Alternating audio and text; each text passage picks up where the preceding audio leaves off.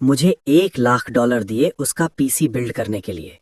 मैंने उससे सिर्फ $90,000 ही कमाए।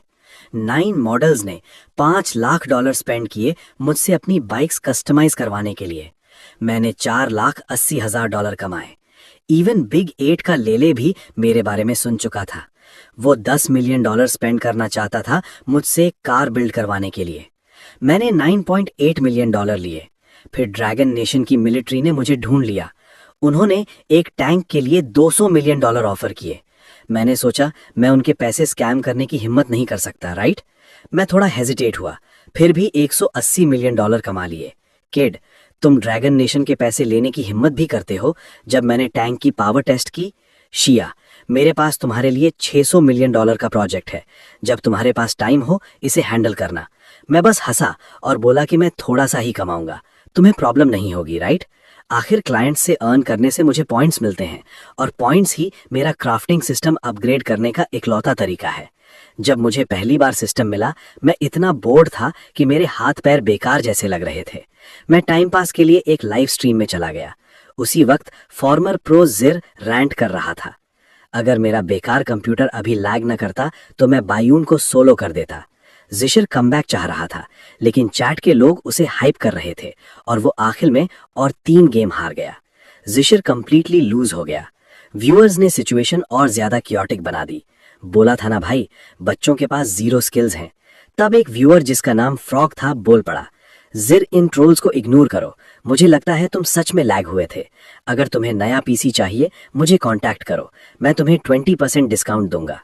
हाँ, अपना पीसी फ्रॉग से लो, $30,000 का, और मैं सिर्फ $28,000 कमाऊंगा। फिर एक मॉड मेरे ऊपर चढ़ गया, फ्रॉग को अभी स्ट्रीम से किक करो। इस बार मैं अपने पीसी के लिए एक रियल टेक एक्सपर्ट हायर कर रहा हूँ। मैं तुम्हें दिखाता हूँ कि असली स्किल क्या होती है। ये बोलते ही जिरे ने स्ट्रीम लॉबी में सर्च करना शुरू किया। 1 सेकंड में उसने देख लिया, सुपर गॉड वर्कशॉप, तुम्हारे सबसे क्रेजी सपनों को पूरा करो। बस यही है, मुझे गॉड मोड में जाना है। उसने ऑर्डर फॉर्म फिल किया। मुझे लॉल के लिए एक कंप्यूटर चाहिए, ऐसा जो मेरे हाथों जितना फास्ट फील हो, ताकि मैं बायून को पंच कर सकूं और लियू और हो को किक कर सकूं। मेरे पास लॉयर्स हैं, तो अगर तुम डिलीवर नहीं कर सकते मेरा ऑर्डर एक्सेप्ट मत करना। जिशर के नोट्स देख के चैट के सब लोग पागल हो गए। ब्रो, क्या तुम नॉवेल लिख रहे हो? मशीन के साथ सिंक? क्यों ना लिख दो, एक हिट में हेवन तोड़ दे। इस बच्चे को पीसी नहीं चाहिए, इसे एक मैजिक वेपन चाहिए। कौन इस ऑर्डर को लेने की हिम्मत करेगा? रुको, ओनर ने एक्चुअली ले लिया और इंस्टेंटली एक्सेप्ट भी कर लिया। भाई, क्या ये बंदा पागल है? इतनी क्रेजी रिक्वेस्ट ले रहा है। देखो बच्चे ने क्या लिखा, प्राइस $100। इस पे तो फ्रॉड का केस होगा, जेल तक जाना पड़ेगा। ठीक है, ये शॉप खत्म है, इसका बिजनेस खत्म।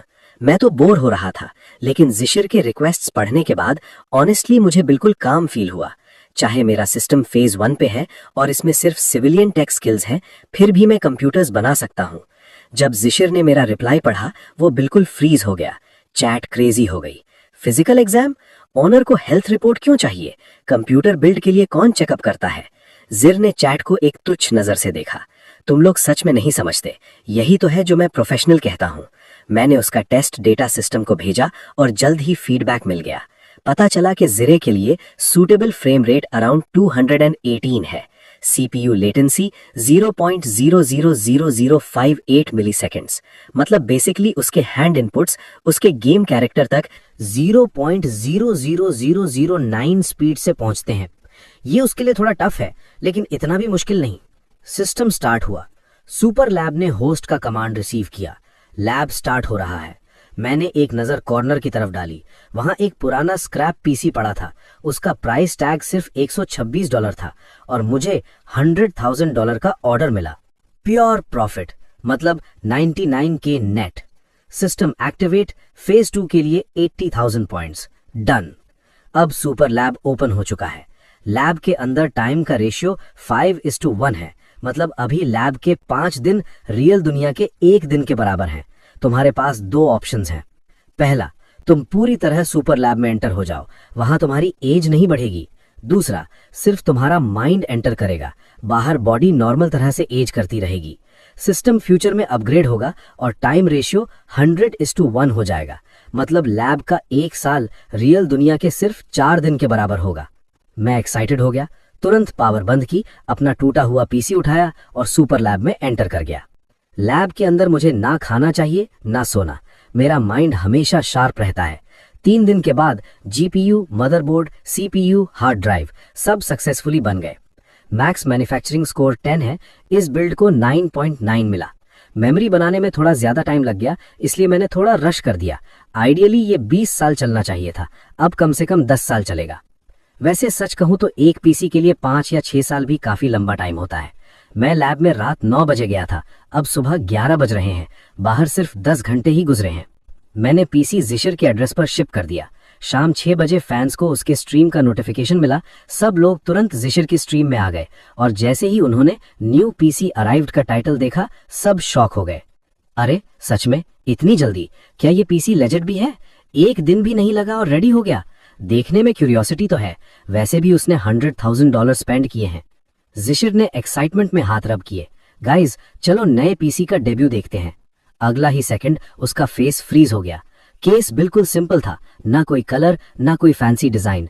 28 इंच कर्व्ड मॉनिटर कहाँ है? उसने उस डस्टी केस को घूरा और उसकी आंख फड़कने लगी। अंकल वोंग, मुझे $100,000 का पीसी स्कैम हो गया। नहीं, रिफंड नहीं चाहिए, बस ये जानना है कि बिल्डर को कितने साल जेल होगी। चैट वालों से कंट्रोल नहीं हुआ। मैं हंसना बंद नहीं कर पा रहा। मुझे 3 मिनट दो सांस लेने के लिए। मजा आ रहा है इसको गुस्सा होते देख के। सच में कोई भी होता तो गुस्सा हो जाता। ये तो शायद तुम्हें कबाड़ी में भी ना मिले। फ्रॉग से ऑर्डर करना चाहिए था। वो $30,000 के बिल्ड से सिर्फ $28,000 कमाता है। ये ग्रीडी ओनर $100,000 के बिल्ड से $99,000 कमा रहा है। अब समझ आया उसने हेल्थ रिपोर्ट क्यों मांगी थी। शायद उसे डर था कि जिशिर वहीं बेहोश ना हो जाए। कॉल कट करने के बाद जिशिर गुस्से में अपने ही गियर्स तोड़ने वाला था। अगर मैंने इस बंदे को जेल नहीं भेजा तो मेरा नाम लू नहीं, उसने रोते हुए बोला। और 100,000 युआन वाला कंप्यूटर बाहर निकाला। उसका 100,000 युआन का स्कैम पूरे प्लेटफॉर्म का अटेंशन ले आया। प्लेटफॉर्म ने अपने स्टाफ भी उसके लाइव स्ट्रीम पर भेज दिए एविडेंस कलेक्ट करने के लिए। अब उसे बस एक काम करना था, कंप्यूटर का परफॉर्मेंस रिव्यू करना, ताकि स्टाफ डिसाइड कर सके कि उसके 100,000 युआन में कितना स्कैम हुआ है। अचानक वो फ्रीज हो गया। कुछ तो गलत है। ये जंक कंप्यूटर बहुत ही फास्ट बूट हो गया। उसने जिद में उसे बंद किया, फिर दोबारा पावर बटन दबाया। व्यूअर्स सीधा स्क्रीन को देख रहे थे। होली क्रैप, ये बूट स्पीड क्या है? आंख झपकते ही ऑन हो गया। अच्छे कंप्यूटर्स को भी बूट होने में 6-7 सेकंड्स लगते हैं। उसने थोड़ा घबरा कर बोला, ये 7 सेकंड्स नहीं, 6 भी नहीं, सिर्फ 4.68 सेकंड्स। क्या मैंने सही सुना? 4.68 सेकंड्स? इस जंक कंप्यूटर का बूट टाइम। क्या ये सब कंप्यूटर्स को क्रश नहीं कर रहा? मैंने सबसे फास्ट बूट 5 सेकंड्स का सुना है, लेकिन फास्ट बूट का मतलब गुड परफॉर्मेंस नहीं होता। मुझे लगता है इस मशीन में काफी पार्ट्स मिसिंग हैं, इसीलिए ये इतना फास्ट है। शायद ये सिर्फ एक एम्प्टी शेल है। Empty shell? तो ये बात है। 1 सेकंड के लिए उसके बेटे पर तरस आया। उसने टेबल पर जोर से हाथ मारा। लॉयर ने पहले ही बोला था, 30,000 के लिए 3 इयर्स, 100,000 के लिए 10 इयर्स। हर एक्स्ट्रा 10,000 जो वो मुझे स्क्रैम करेगा, मैं इंश्योर करूंगा उसे 1 एक्स्ट्रा साल जेल मिले। उसने एक कंप्यूटर टेस्टिंग ऐप डाउनलोड की। कुछ तो गलत है। अगर फास्ट इसीलिए है क्योंकि पार्ट्स मिसिंग है, तो डाउनलोड स्पीड इतनी फास्ट क्यों है? शायद हम फिर गलत सोच रहे हैं। तुम सच में इस पीसी को सिर्फ देखकर जज नहीं कर सकते। उसने चैट की तरफ देखा। लुक्स से जज नहीं कर सकते? माय एस, मेरे पास गीगाबाइट फाइबर है, ऑब्वियसली फास्ट होगा। ये टेस्टिंग ऐप मेरे वाले से अलग लग रहा है। Processor unknown, graphics card unknown, RAM unknown, hard drive भी अननोन। किसी भी ब्रांड से रिलेटेड कुछ डिटेक्ट ही नहीं हो रहा। कहीं ये नॉक ऑफ भी नहीं है? डैम, ये शेनफे ब्लैक मार्केट बंदा कितना बड़ा है। रुको, नीचे स्कोर चेक करो। Score 5,67,854, GPU 3,98,541, RAM 2,55,412, HDD 71,57,766, total score 91,23,383। क्या मैं सपना देख रहा हूं? मुझे याद है चाइना का हाईएस्ट स्कोरिंग कंप्यूटर सिर्फ कुछ मिलियन तक ही था। क्या ये स्कोरिंग ऐप टूट गया है? ये स्कोर तो मजाक लग रहा है। उसने गहरी सांस ली और लीग ऑफ लेजेंड्स ओपन किया। ये कंप्यूटर सच में अच्छा है? चलो टेस्ट करके देखते हैं। उसने जल्दी से एक गेम ज्वाइन किया। होली क्रैप, तुम लोग जानते हो सामने टॉप लेन में कौन है? बीएलजी प्रो टीम का ए बिन चेन झेबिन। अब देखना इसका बेटा कैसे पिटेगा। ए बिन अभी वर्ल्ड्स हार के आया है, उसके अगेंस्ट जाओगे तो सीधा नूब बन जाओगे। वो हल्का सा मुस्कुराया, बस ए बिन ही तो है। सच कहूं तो प्रॉब्लम मेरा कंप्यूटर था, वरना चेन झेबिन क्या चीज है। जांगचिंग रोड का कोई बच्चा भी मेरे सामने नहीं टिकता। चैट फट के हंस पड़ी, सब मीम्स बनाने लगे। गेम स्टार्ट हुआ, व्यूअर्स चैन से नहीं बैठ पा रहे थे। उसकी मूवमेंट्स पहले से ज्यादा स्मूथ थीं।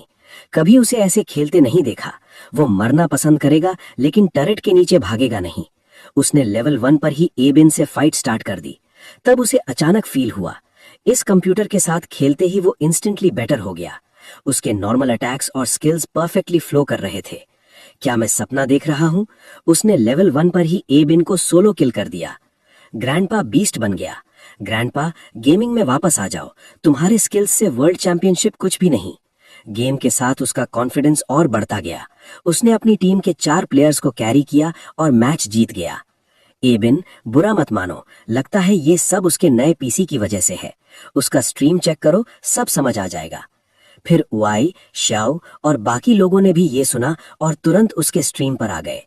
वो कंप्यूटर के सामने बैठा रह गया, अभी भी शॉक में। मैं तो मजाक में बोल रहा था मशीन के साथ मर्ज होने का, लेकिन ये कंप्यूटर तो सच में कर रहा है। तभी उसका फोन बज गया। अंकल वोंग, तुम शेनफे पर केस करने वाले हो? मत करो, शेनफे मेरा भाई है, बाद में एक्सप्लेन करता हूं। वैसे भी ये कंप्यूटर 100,000 युआन के लायक है। उसके बाद उसने एक और हैवी गेम टेस्ट किया।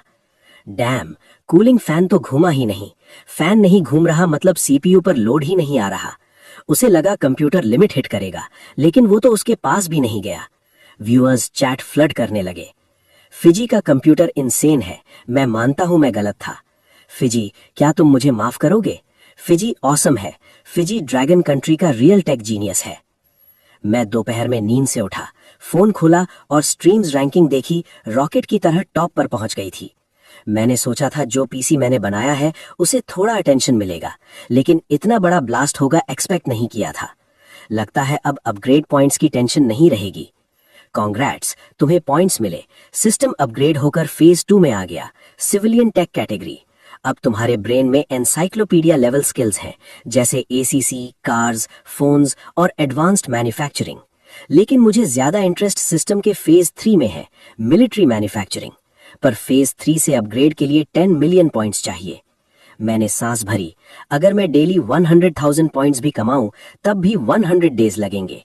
मैंने बैक एंड में नए ऑर्डर्स चेक किए, ज्यादातर कस्टम पीसीज के थे। हाईएस्ट सिर्फ 150,000 का था। कम ऑन, इमेजिनेशन यूज करो, मैं सिर्फ कंप्यूटर्स नहीं बनाता। तुम सपना देखने की हिम्मत करो, मैं उसे बना दूंगा।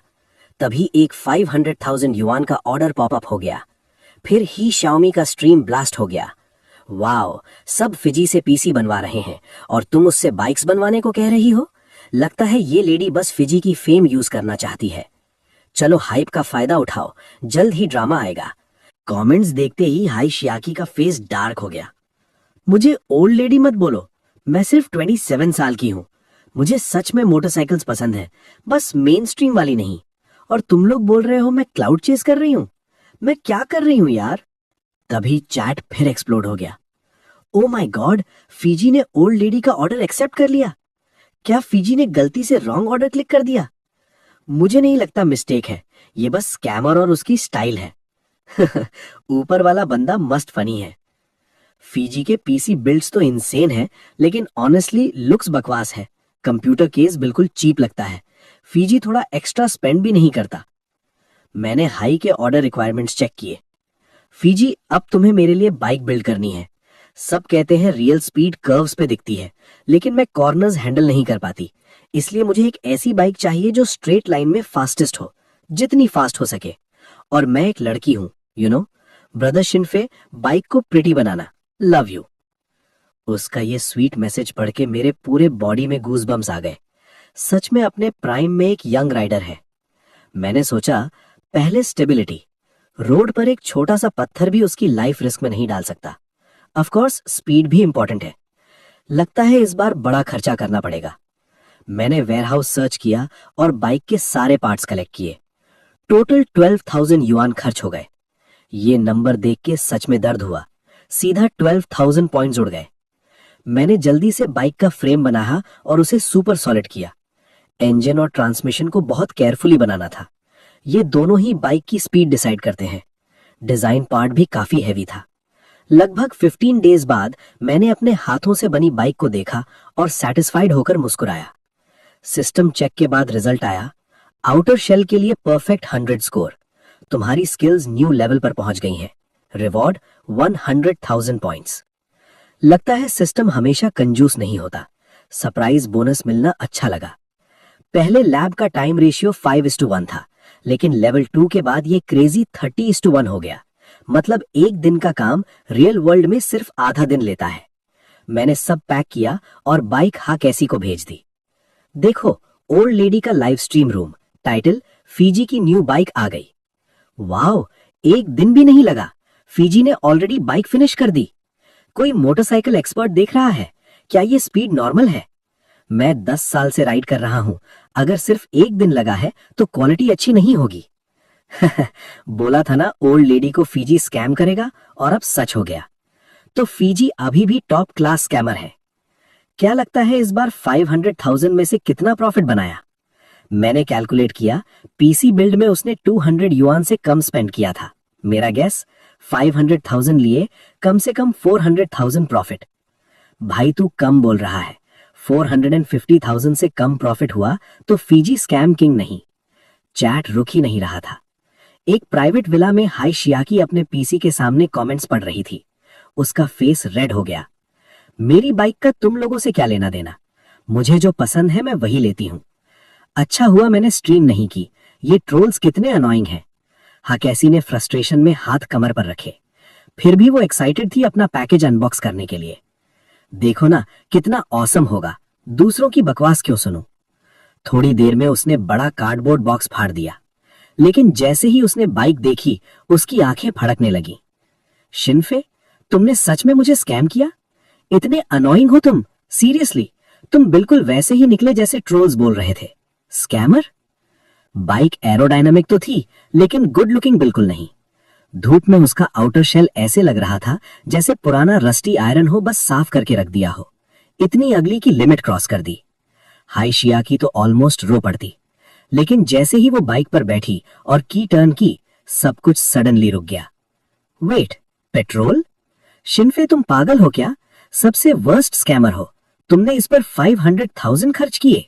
मैंने इस पर 5 लाख खर्च किए और तुम इतना भी नहीं कर सकते कि टैंक फिल कर दो? शिनफे, मत सोचना कि मैं पुलिस को कॉल नहीं करूंगी। पहले मैं स्पीड टेस्ट करती हूं।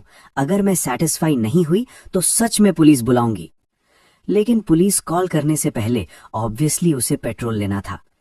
टाइगर शार्क प्लेटफॉर्म पर हिग्जिमी के स्ट्रीम में धीरे धीरे और ज्यादा व्यूअर्स आने लगे। लोग फ्लड हो गए। उसकी पॉपुलैरिटी ऑलमोस्ट उसके नॉर्मल स्ट्रीम्स के बराबर हो गई।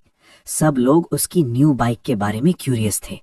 गाइज, गेस क्या? मैंने अभी अभी ओल्ड लेडी को देखा। सीरियसली? जल्दी फोटो लो। उसकी न्यू बाइक कैसी है? चैट एकदम ब्लास्ट हो गया जब डिफीट ऑल नाम के यूजर ने कमेंट किया। सब वेट कर रहे थे। फिर कुछ सेकंड्स बाद उसने फिर लिखा। मैंने ध्यान से देखा, लेकिन बस ओल्ड लेडी को अकेले पेट्रोल लेते हुए देखा।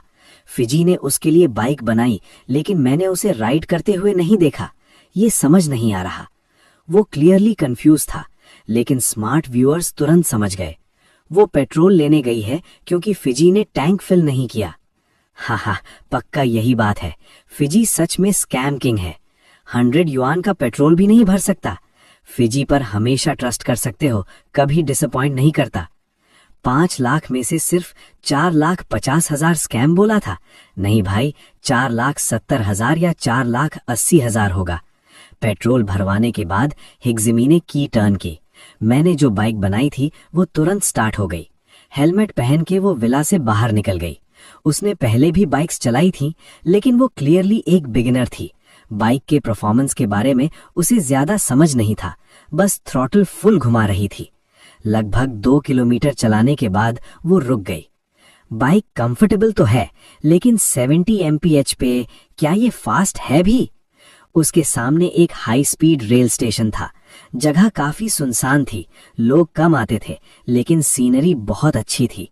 जब भी शॉमी अपसेट होती थी वो यहाँ आके अकेली बैठती थी। उसका मूड हमेशा थोड़ा बेटर हो जाता था। शिनफे, तुम सच में इरिटेटिंग हो। अच्छा हुआ ये जगह है, वरना मैं फ्रस्ट्रेशन से फट जाती। 10 मिनट बाद जब वो थोड़ा काम हो गई, वो वापस घर जाने के लिए उठी। तभी एक 27 साल के आसपास का लड़का भागते हुए उसके पास आया। बहुत एंग्शियस लग रहा था। मिस, मुझे एक इमरजेंसी है, क्या मैं थोड़ी देर के लिए आपकी बाइक बोरो कर सकता हूँ? उसकी बात सुनते ही शाओमी थोड़ी अलर्ट हो गई। तुम्हें मेरी बाइक क्यों चाहिए? लड़के ने स्टेशन की तरफ देखा। उसके चेहरे पर दुख क्लियरली दिख रहा था। मेरी 7 साल की गर्लफ्रेंड ने अभी अभी ब्रेकअप कर लिया, लेकिन उसने कहा अगर मैं उस ट्रेन तक पहुंच गया जिसमें वो जा रही है तो शायद अभी भी चांस है। प्लीज, मैं तुमसे रिक्वेस्ट करता हूँ, क्या मैं तुम्हारी बाइक ट्राई कर सकता हूँ? टेंशन मत लो, अगर डैमेज हुआ तो मैं सब कुछ बेचकर तुम्हें पे कर दूंगा। वो सीधा शाओमी की आंखों में देख रहा था। आंखों में डेस्परेशन और थोड़ी सी जिद थी। ये सुनकर शाओमी बिल्कुल स्टन रह गई। वेट, तुम सच में ट्रेन का पीछा करोगे बाइक से? तुम्हें पता है वो कितनी फास्ट होती है? मैं मना नहीं कर रही, लेकिन ये पॉसिबल ही नहीं है। शाओमी अक्सर हाई स्पीड रेल लेती थी, इसलिए उसे उसकी स्पीड का अंदाजा था। 300 किलोमीटर से भी ज्यादा। बाइक उस स्पीड तक कैसे पहुंचेगी? और अगर पहुंच भी गई तो बाइक और ट्रेन टोटली डिफरेंट चीजें हैं। अभी 70 mph पे ही उसे लग रहा था जैसे उसका बॉडी उड़ रहा है और सोल पीछे रह गया है। 300 किलोमीटर पर आवर पे बाइक चलाना, अगर लकी हो तो बस धूल में लिपट जाओगे, अगर अनलकी हो तो सीधा कॉफिन में। लड़के ने धीरे से कहा, क्या तुमने सुना है, चाहे इम्पॉसिबल लगे फिर भी ट्राई करना चाहिए। मुझे डर है अगर मैंने ये चांस मिस कर दिया तो मैं उसे हमेशा के लिए खो दूंगा। 7 साल का प्यार एक बार और हवा में जलने दो। उसकी आंखों में आंसू थे जब उसने ये कहा। ये सुनते ही ज़ियाओमे बिल्कुल फ्रीज हो गई। उसके पास ज्यादा रोमांटिक एक्सपीरियंस नहीं था, ना ही उस 7 साल के रिश्ते को समझ पाती थी, लेकिन उस मोमेंट में वो सच में उसे फील कर रही थी। उसने चुपचाप कीज उस लड़के को दे दी। हल्की सी स्माइल के साथ बोली, गुड लक मैन। लड़के ने कीज ली और जोर से सिर हिलाया। तभी डिपार्टिंग ट्रेन की हवा तेज चलती हुई गुजरी। उसने दूर जाती हुई ट्रेन को देखा, जो ऑलरेडी हंड्रेड्स ऑफ मीटर्स दूर थी, और जोर से बोला, थैंक्स, मैं तुम्हारा एहसान नहीं भूलूंगा। वो उस ट्रेन में है, मुझे जाना होगा। वो तुरंत बाइक पर चढ़ा, हेलमेट पहना और इंजन स्टार्ट किया। अगला ही सेकंड एक सोनिक बूम जैसा साउंड हुआ और ज़ियाओमे के बाल जोर से उड़ गए। वो अपनी रॉकेट जैसी बाइक को देखकर शॉक में रह गई। ये जब मैं चलाती हूँ तब ऐसा क्यों नहीं लगता? वो बस खड़ी देखते रह गई जब बाइक दूर निकल गई। फिर उसने ट्रेन की तरफ देखा जो फुल स्पीड पर थी। उसकी आंखें शॉक में छोटी हो गईं। उसकी एस्टिमेट के हिसाब से ट्रेन कम से कम 260-270 शायद 300 किलोमीटर पर आवर पर चल रही थी, लेकिन उसकी बाइक पर बैठा वो लड़का क्लियरली ट्रेन के गैप को क्लोज कर रहा था। ट्रेन के अंदर जो भी ये देख रहा था, सबके पैरों से लेकर सर तक एक ठंडी सी लहर दौड़ गई। हर जगह फोन्स निकलने की आवाज आने लगी। कोई वीडियो रिकॉर्ड कर रहा था, कोई वीचैट पर अपने क्लोज लोगों को मैसेज कर रहा था कि क्या हो रहा है, लेकिन सब कंफ्यूज्ड भी थे। इतनी स्पीड पर बाइक क्यों चला रहा है? क्या इसे मरने का शौक है? ऐसी स्पीड पर एक छोटी सी मिस्टेक भी फेटल क्रैश बन सकती थी। वेट, सब लोग देखो, उधर देखो, किसी ने जोर से चिल्लाया। सबने देखा। बाइक जो आगे निकल गई थी और गायब हो गई थी, फिर से दिखाई दी, लेकिन इस बार वो रुक चुकी थी। बाइक के पास वो लड़का एक घुटने पर बैठा था, ट्रेन की तरफ देखते हुए। उसके हाथ में कुछ था, दूर होने की वजह से क्लियरली नहीं दिख रहा था, लेकिन सब ने गेस किया, रिंग होगी। ट्रेन के अंदर 1 सेकंड के लिए साइलेंस छा गया। फिर अचानक सब लोग इमोशनल हो गए। वो लड़का इतनी स्पीड से सिर्फ इस ट्रेन तक पहुंचने के लिए आया, अपनी जान रिस्क में डाल दी। लगभग 400 किलोमीटर पर आवर पर बाइक चला दी सिर्फ एक इंसान के लिए।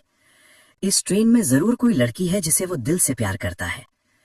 एक विंडो के पास बैठी एक शांत सी लड़की जो उस लड़के को देख रही थी, अचानक रो पड़ी। उसने अपना मुंह हाथ से कवर कर लिया और आंसू रुक ही नहीं रहे थे। उधर ज़ियाओ में अभी भी स्टेशन पर वेट कर रही थी। उसे बिल्कुल आइडिया नहीं था क्या हो रहा है। जब जियांगपिंग नाम का आदमी उसकी बाइक लेके गया, तब से ही ज़ियाओ में की आंखों में टेंशन थी। उसे बाइक के डैमेज होने की टेंशन नहीं थी, पैसे की भी नहीं। वो बस इस बात से डर रही थी कि कहीं जियांगपिंग के साथ कुछ हो ना जाए। आखिर वो इतनी तेज गया था, बहुत ज्यादा तेज। अब ना ट्रेन दिख रही थी ना बाइक, दोनों ही नजर से गायब हो चुके थे। ऑफकोर्स मैं वरिड हूँ। बिग ब्रो प्लीज सेफ रहना, वरना मुझे सच में रिग्रेट होगा कि मैंने तुम्हें अपनी बाइक दी।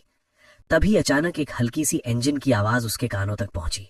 आवाज सुनते ही उसने तुरंत रोड की तरफ देखा। जैसे ही उसने जियांगपिंग को सेफली वापस आते देखा, उसने एक लंबी सांस ली और रिलीफ फील किया। जैसे ही जियांगपिंग पास आया, वो उसे कंसोल करने लगी।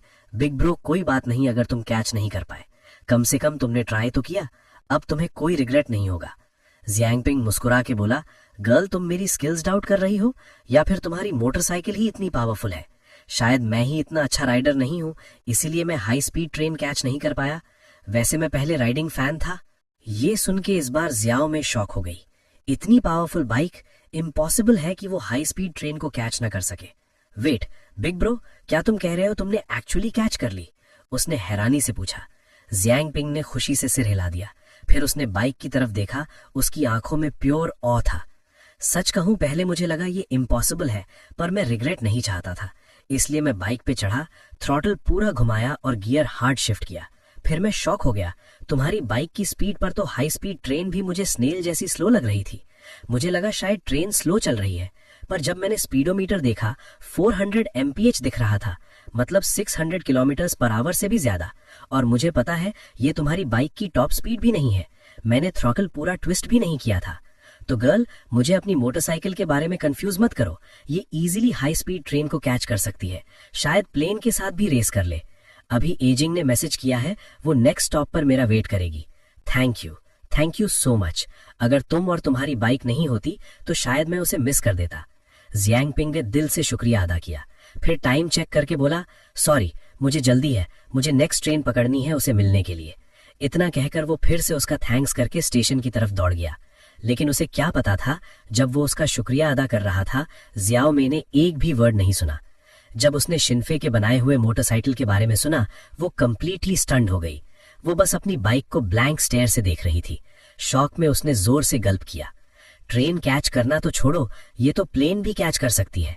शिन्फे मेरे डियर फीजी, तुमने मुझे कौन सी क्रेजी बाइक दे दी? सॉरी, मैं पहले बहुत लाउड हो गई थी।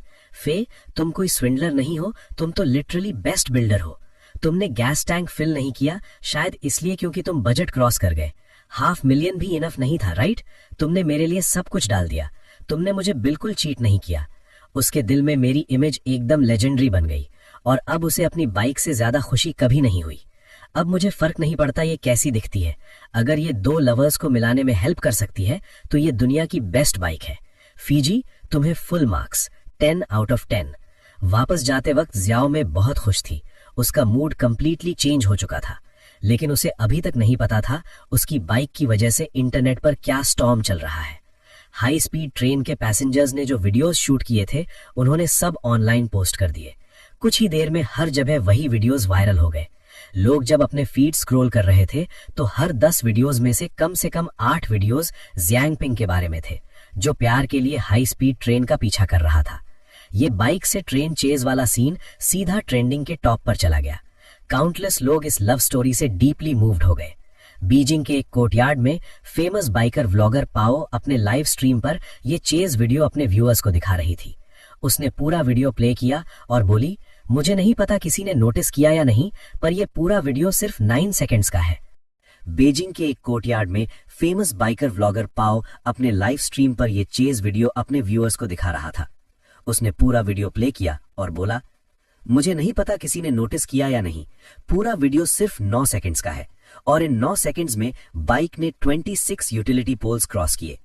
शंघाई के रीसेंट म्युनिसिपल कंस्ट्रक्शन प्लान के हिसाब से चैंगा एवेन्यू पर पोल्स एग्जैक्टली 55 मीटर के गैप पर लगे होते हैं, तो 26 पोल्स, हर एक के बीच 55 मीटर, सिर्फ 9 सेकंड्स में।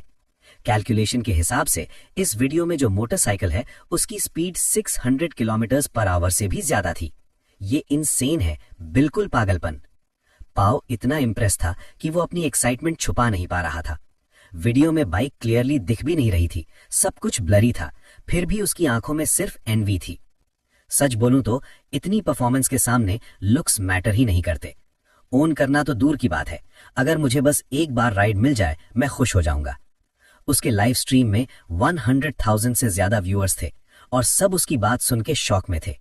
वीडियो पहले ही काफी शॉकिंग था, लेकिन एक्चुअल स्पीड क्या थी किसी को आइडिया नहीं था। जैसे ही पाव ने पूरा ब्रेकडाउन दिया, लाखों लोगों के रोंगटे खड़े हो गए। सीरियसली, क्या मैंने सही सुना? 600 किलोमीटर्स पर आवर से ज्यादा? मैं तो 120 पे ही ड्राइव करता हूं और लगता है मेरी सोल पीछे रह गई, और ये मोटरसाइकिल 600 प्लस स्पीड पे जा रही है। क्या वो राइडर मरने से नहीं डरता? इवन अगर यमराज खुद उसे लेने आए फिर भी उसे कैच नहीं कर पाएंगे।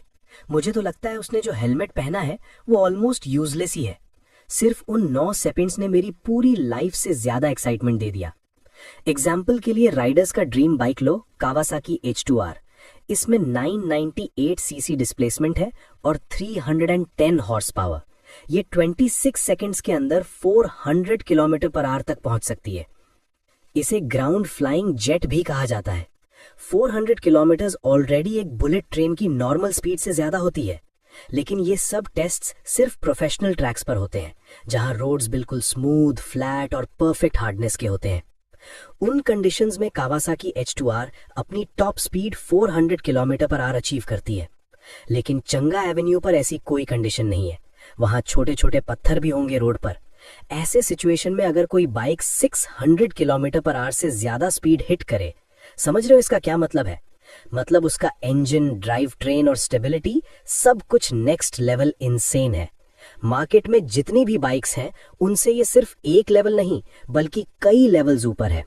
वरना 600 किलोमीटर पर आवर पर एक अंगूठे जितना पत्थर भी डायरेक्ट फेटल क्रैश करवा सकता है। और एक और चीज इग्नोर नहीं कर सकते, वीडियो सिर्फ 9 सेकंड्स का है, पर चेज उससे काफी ज्यादा टाइम तक चली होगी। पूरा प्रोसेस शायद 2 मिनट से भी ज्यादा का था। कावासाकी H2R अगर 400 किलोमीटर पर आवर 1 मिनट चले तो इंजन ब्लो हो जाता है, लेकिन ये bike 600 kilometre per hour 2 minute तक बिना किसी प्रॉब्लम के चलती रही। अब तो मेरे पास वर्ड्स ही नहीं बचे इसे डिस्क्राइब करने के लिए। ये मेरी बाइक्स के नॉलेज को कंप्लीटली तोड़ देता है। इसे बाइक वर्ल्ड का अनराइवल्ड किंग कहना बिल्कुल भी एग्जैजरेशन नहीं होगा।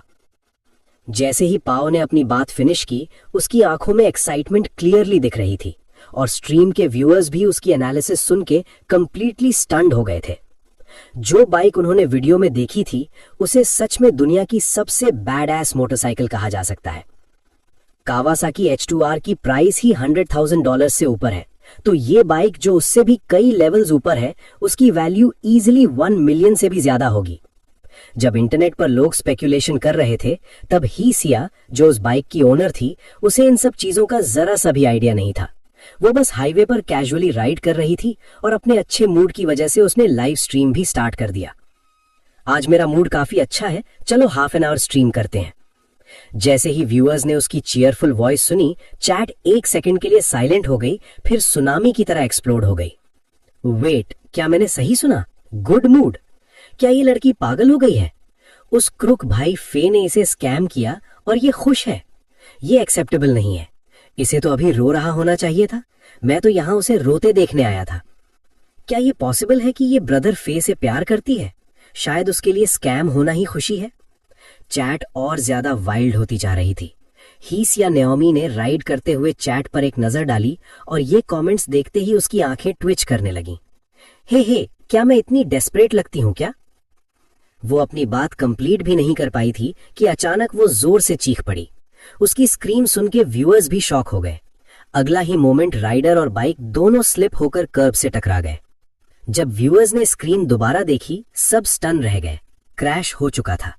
हीसिया नेओमी और उसकी बाइक रोड के साइड पर गिरी हुई थी और उसके सामने लेफ्ट साइड पर एक cool Ferrari F90 sports car धीरे धीरे रुक गई। जैसे ही फरारी रुकी, एक ट्रेंडी लुकिंग थोड़ा सा फेमिनिन आदमी कार से बाहर निकला, लेकिन बाहर आते ही उसने हीसिया नेओमी को जमीन पर पड़ा हुआ देखने के बजाय सीधा अपनी $1 मिलियन कार के चक्कर लगाने शुरू कर दिए डैमेज चेक करने के लिए। फिर उसने गुस्से भरी नजर से हीसिया की तरफ देखा और ठंडे चेहरे से बोला, अपना घर बेच दो। उस आदमी की ये अचानक बात सुन के हीसियाओं में शॉक हो गई। दर्द के बावजूद वो खुद को उठाकर खड़ी हुई और बड़ी दुखी आवाज में बोली, गलती आपकी थी, आप अचानक टर्न में घुस गए। उसकी बात सुन के आदमी ने हंसकर स्नेयर किया। उसके चेहरे पर डिसबिलीफ आ गया। मजाक कर रही हो? तुम ही रोड नहीं देख रही थी। मुझे तुम बाइकर गर्ल्स से सच में प्रॉब्लम है।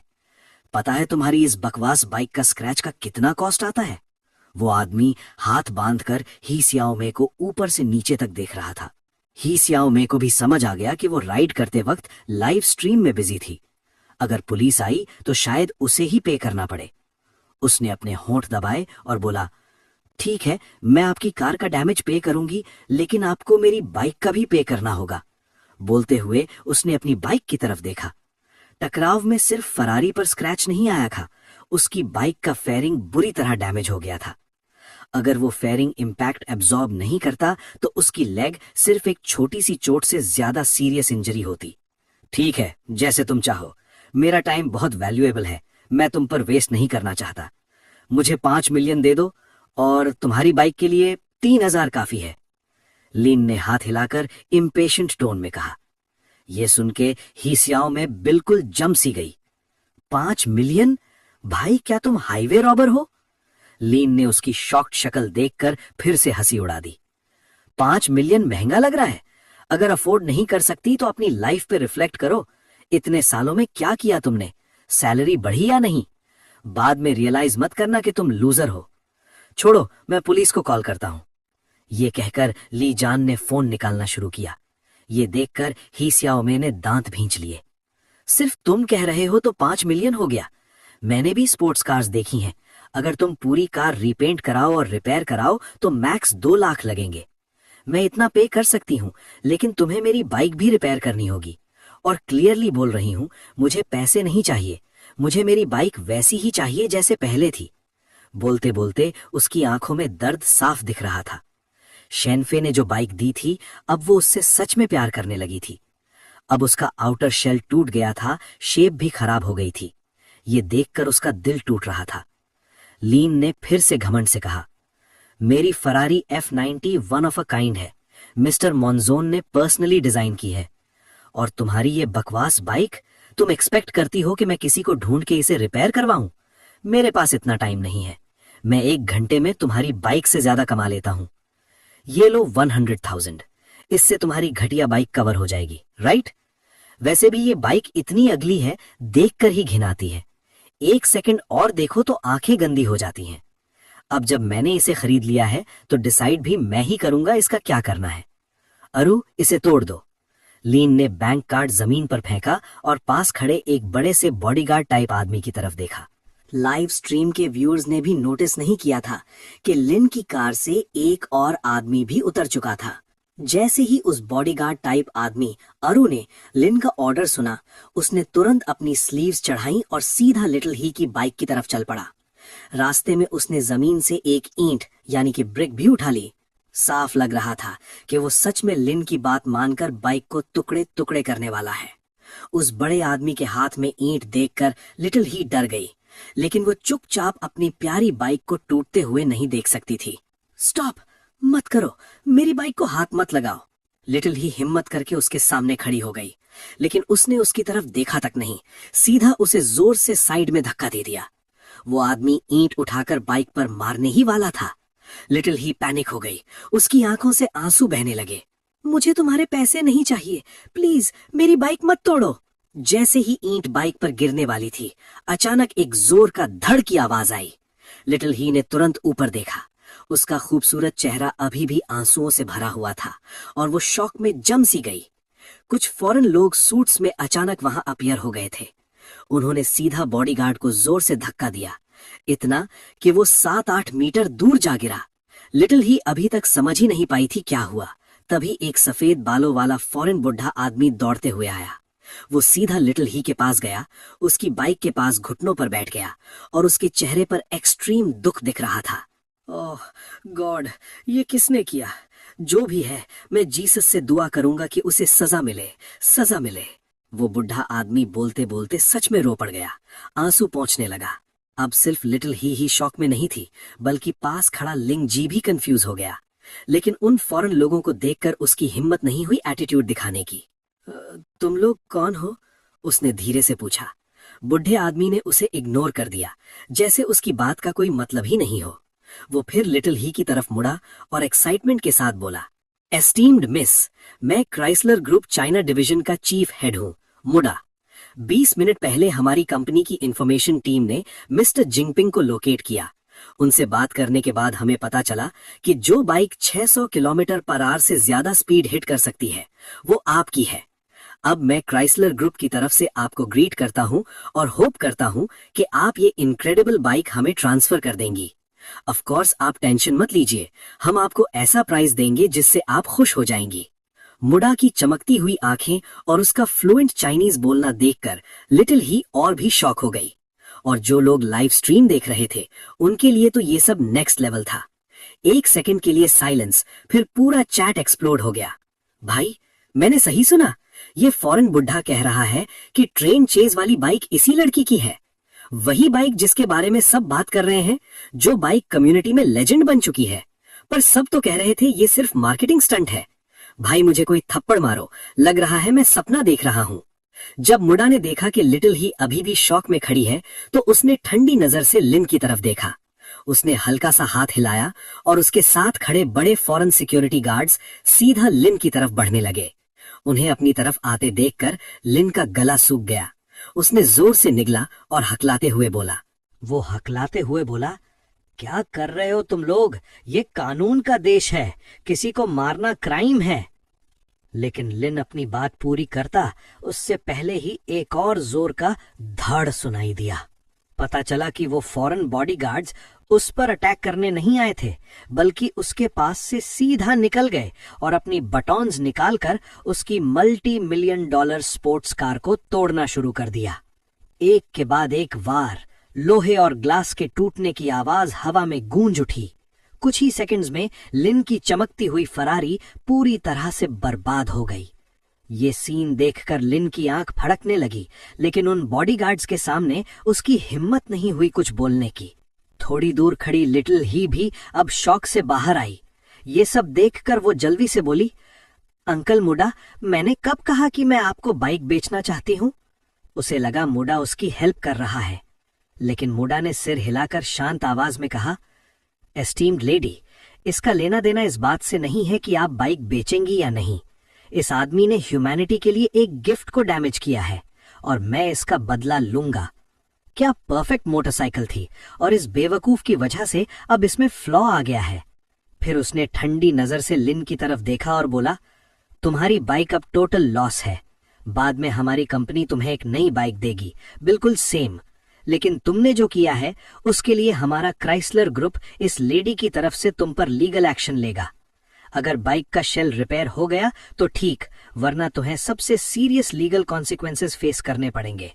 हमारा पूरा लीगल टीम इस केस को टॉप प्रायोरिटी देगा। वैसे एक बात याद रखना, इस मोटरसाइकिल का शेल ही इसकी इनसेन स्टेबिलिटी का रीजन है।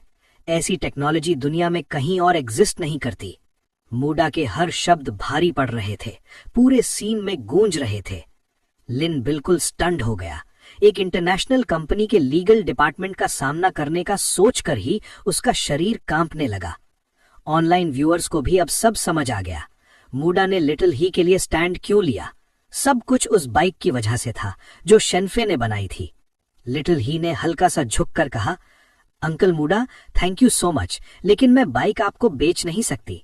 लेकिन आप ब्रो फे से ऑर्डर कर सकते हैं। ये बाइक उन्होंने स्पेशली मेरे लिए बनाई है। शेनफे का नाम सुनते ही लिटिल ही खुद भी थोड़ी स्टार स्ट्रक लग रही थी। मुडा मुस्कुराया और बोला, हमें ऑलरेडी पता है बाइक कहाँ से आई है। हमने मिस्टर शेनफे को प्रपोजल भेजा था कोलैबोरेशन के लिए, लेकिन उन्होंने मना कर दिया। वो सिर्फ प्रोडक्ट्स बेचते हैं, पेटेंट नहीं। अगर हम उनकी टेक्नोलॉजी समझ लें तो वो यूज करने देंगे, बस रॉयल्टी देनी होगी। इसलिए हम इतने ईगर हैं। एक काम कीजिए, क्या आप हमें ये बाइक रेंट पर दे सकती हैं? सिर्फ 3 दिन के लिए। मैं प्रॉमिस करता हूं परफेक्ट कंडीशन में वापस करूंगा। मुडा में उम्मीद भरी नजर से लिटिल ही की तरफ देखा। लिटिल ही ने मना नहीं किया, सिर्फ 3 दिन की बात थी। वो मान गई। और ऑनलाइन व्यूअर्स, उनका तो दिमाग ही उड़ गया। भाई, ये ब्रोफे कौन है? इतना ओपी कैसे हो सकता है? सिर्फ प्रोडक्ट बेचता है, पेटेंट नहीं। इतनी बड़ी कंपनी को भी मना कर दिया। पक्की बात है उन्होंने ह्यूज अमाउंट रिजेक्ट किया होगा। 10 मिलियन की बाइक और मूडा कह रहा था डैमेज हो जाए तो भी चलेगा, प्राइस तो 9 डिजिट्स होगा। ब्रो फेकी टेक्नोलॉजी प्राइसलेस है। भाई मुझे भी ऑर्डर करना है, मेरी टर्न कब आएगी? कमेंट्स रुकने का नाम नहीं ले रहे थे। स्मार्ट लोग तो सीधा उसके लाइव स्ट्रीम रूम में घुस गए। उसका चैनल यूजुअली सिर्फ ऑर्डर्स लेने के लिए था, स्ट्रीमिंग के लिए नहीं, लेकिन अब सिचुएशन क्रेजी हो चुकी थी। नंबर्स टूट रहे थे, 2 मिलियन, 3 मिलियन, 5 मिलियन, और देखते ही देखते हीट इंडेक्स 8 मिलियन तक पहुंच गया। ऑर्डर्स 8 लाख क्रॉस कर गए और अभी भी तेजी से बढ़ रहे थे।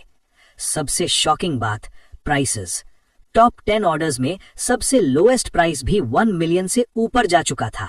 सब लोग मेरे पास कस्टम बाइक्स के लिए आ रहे थे।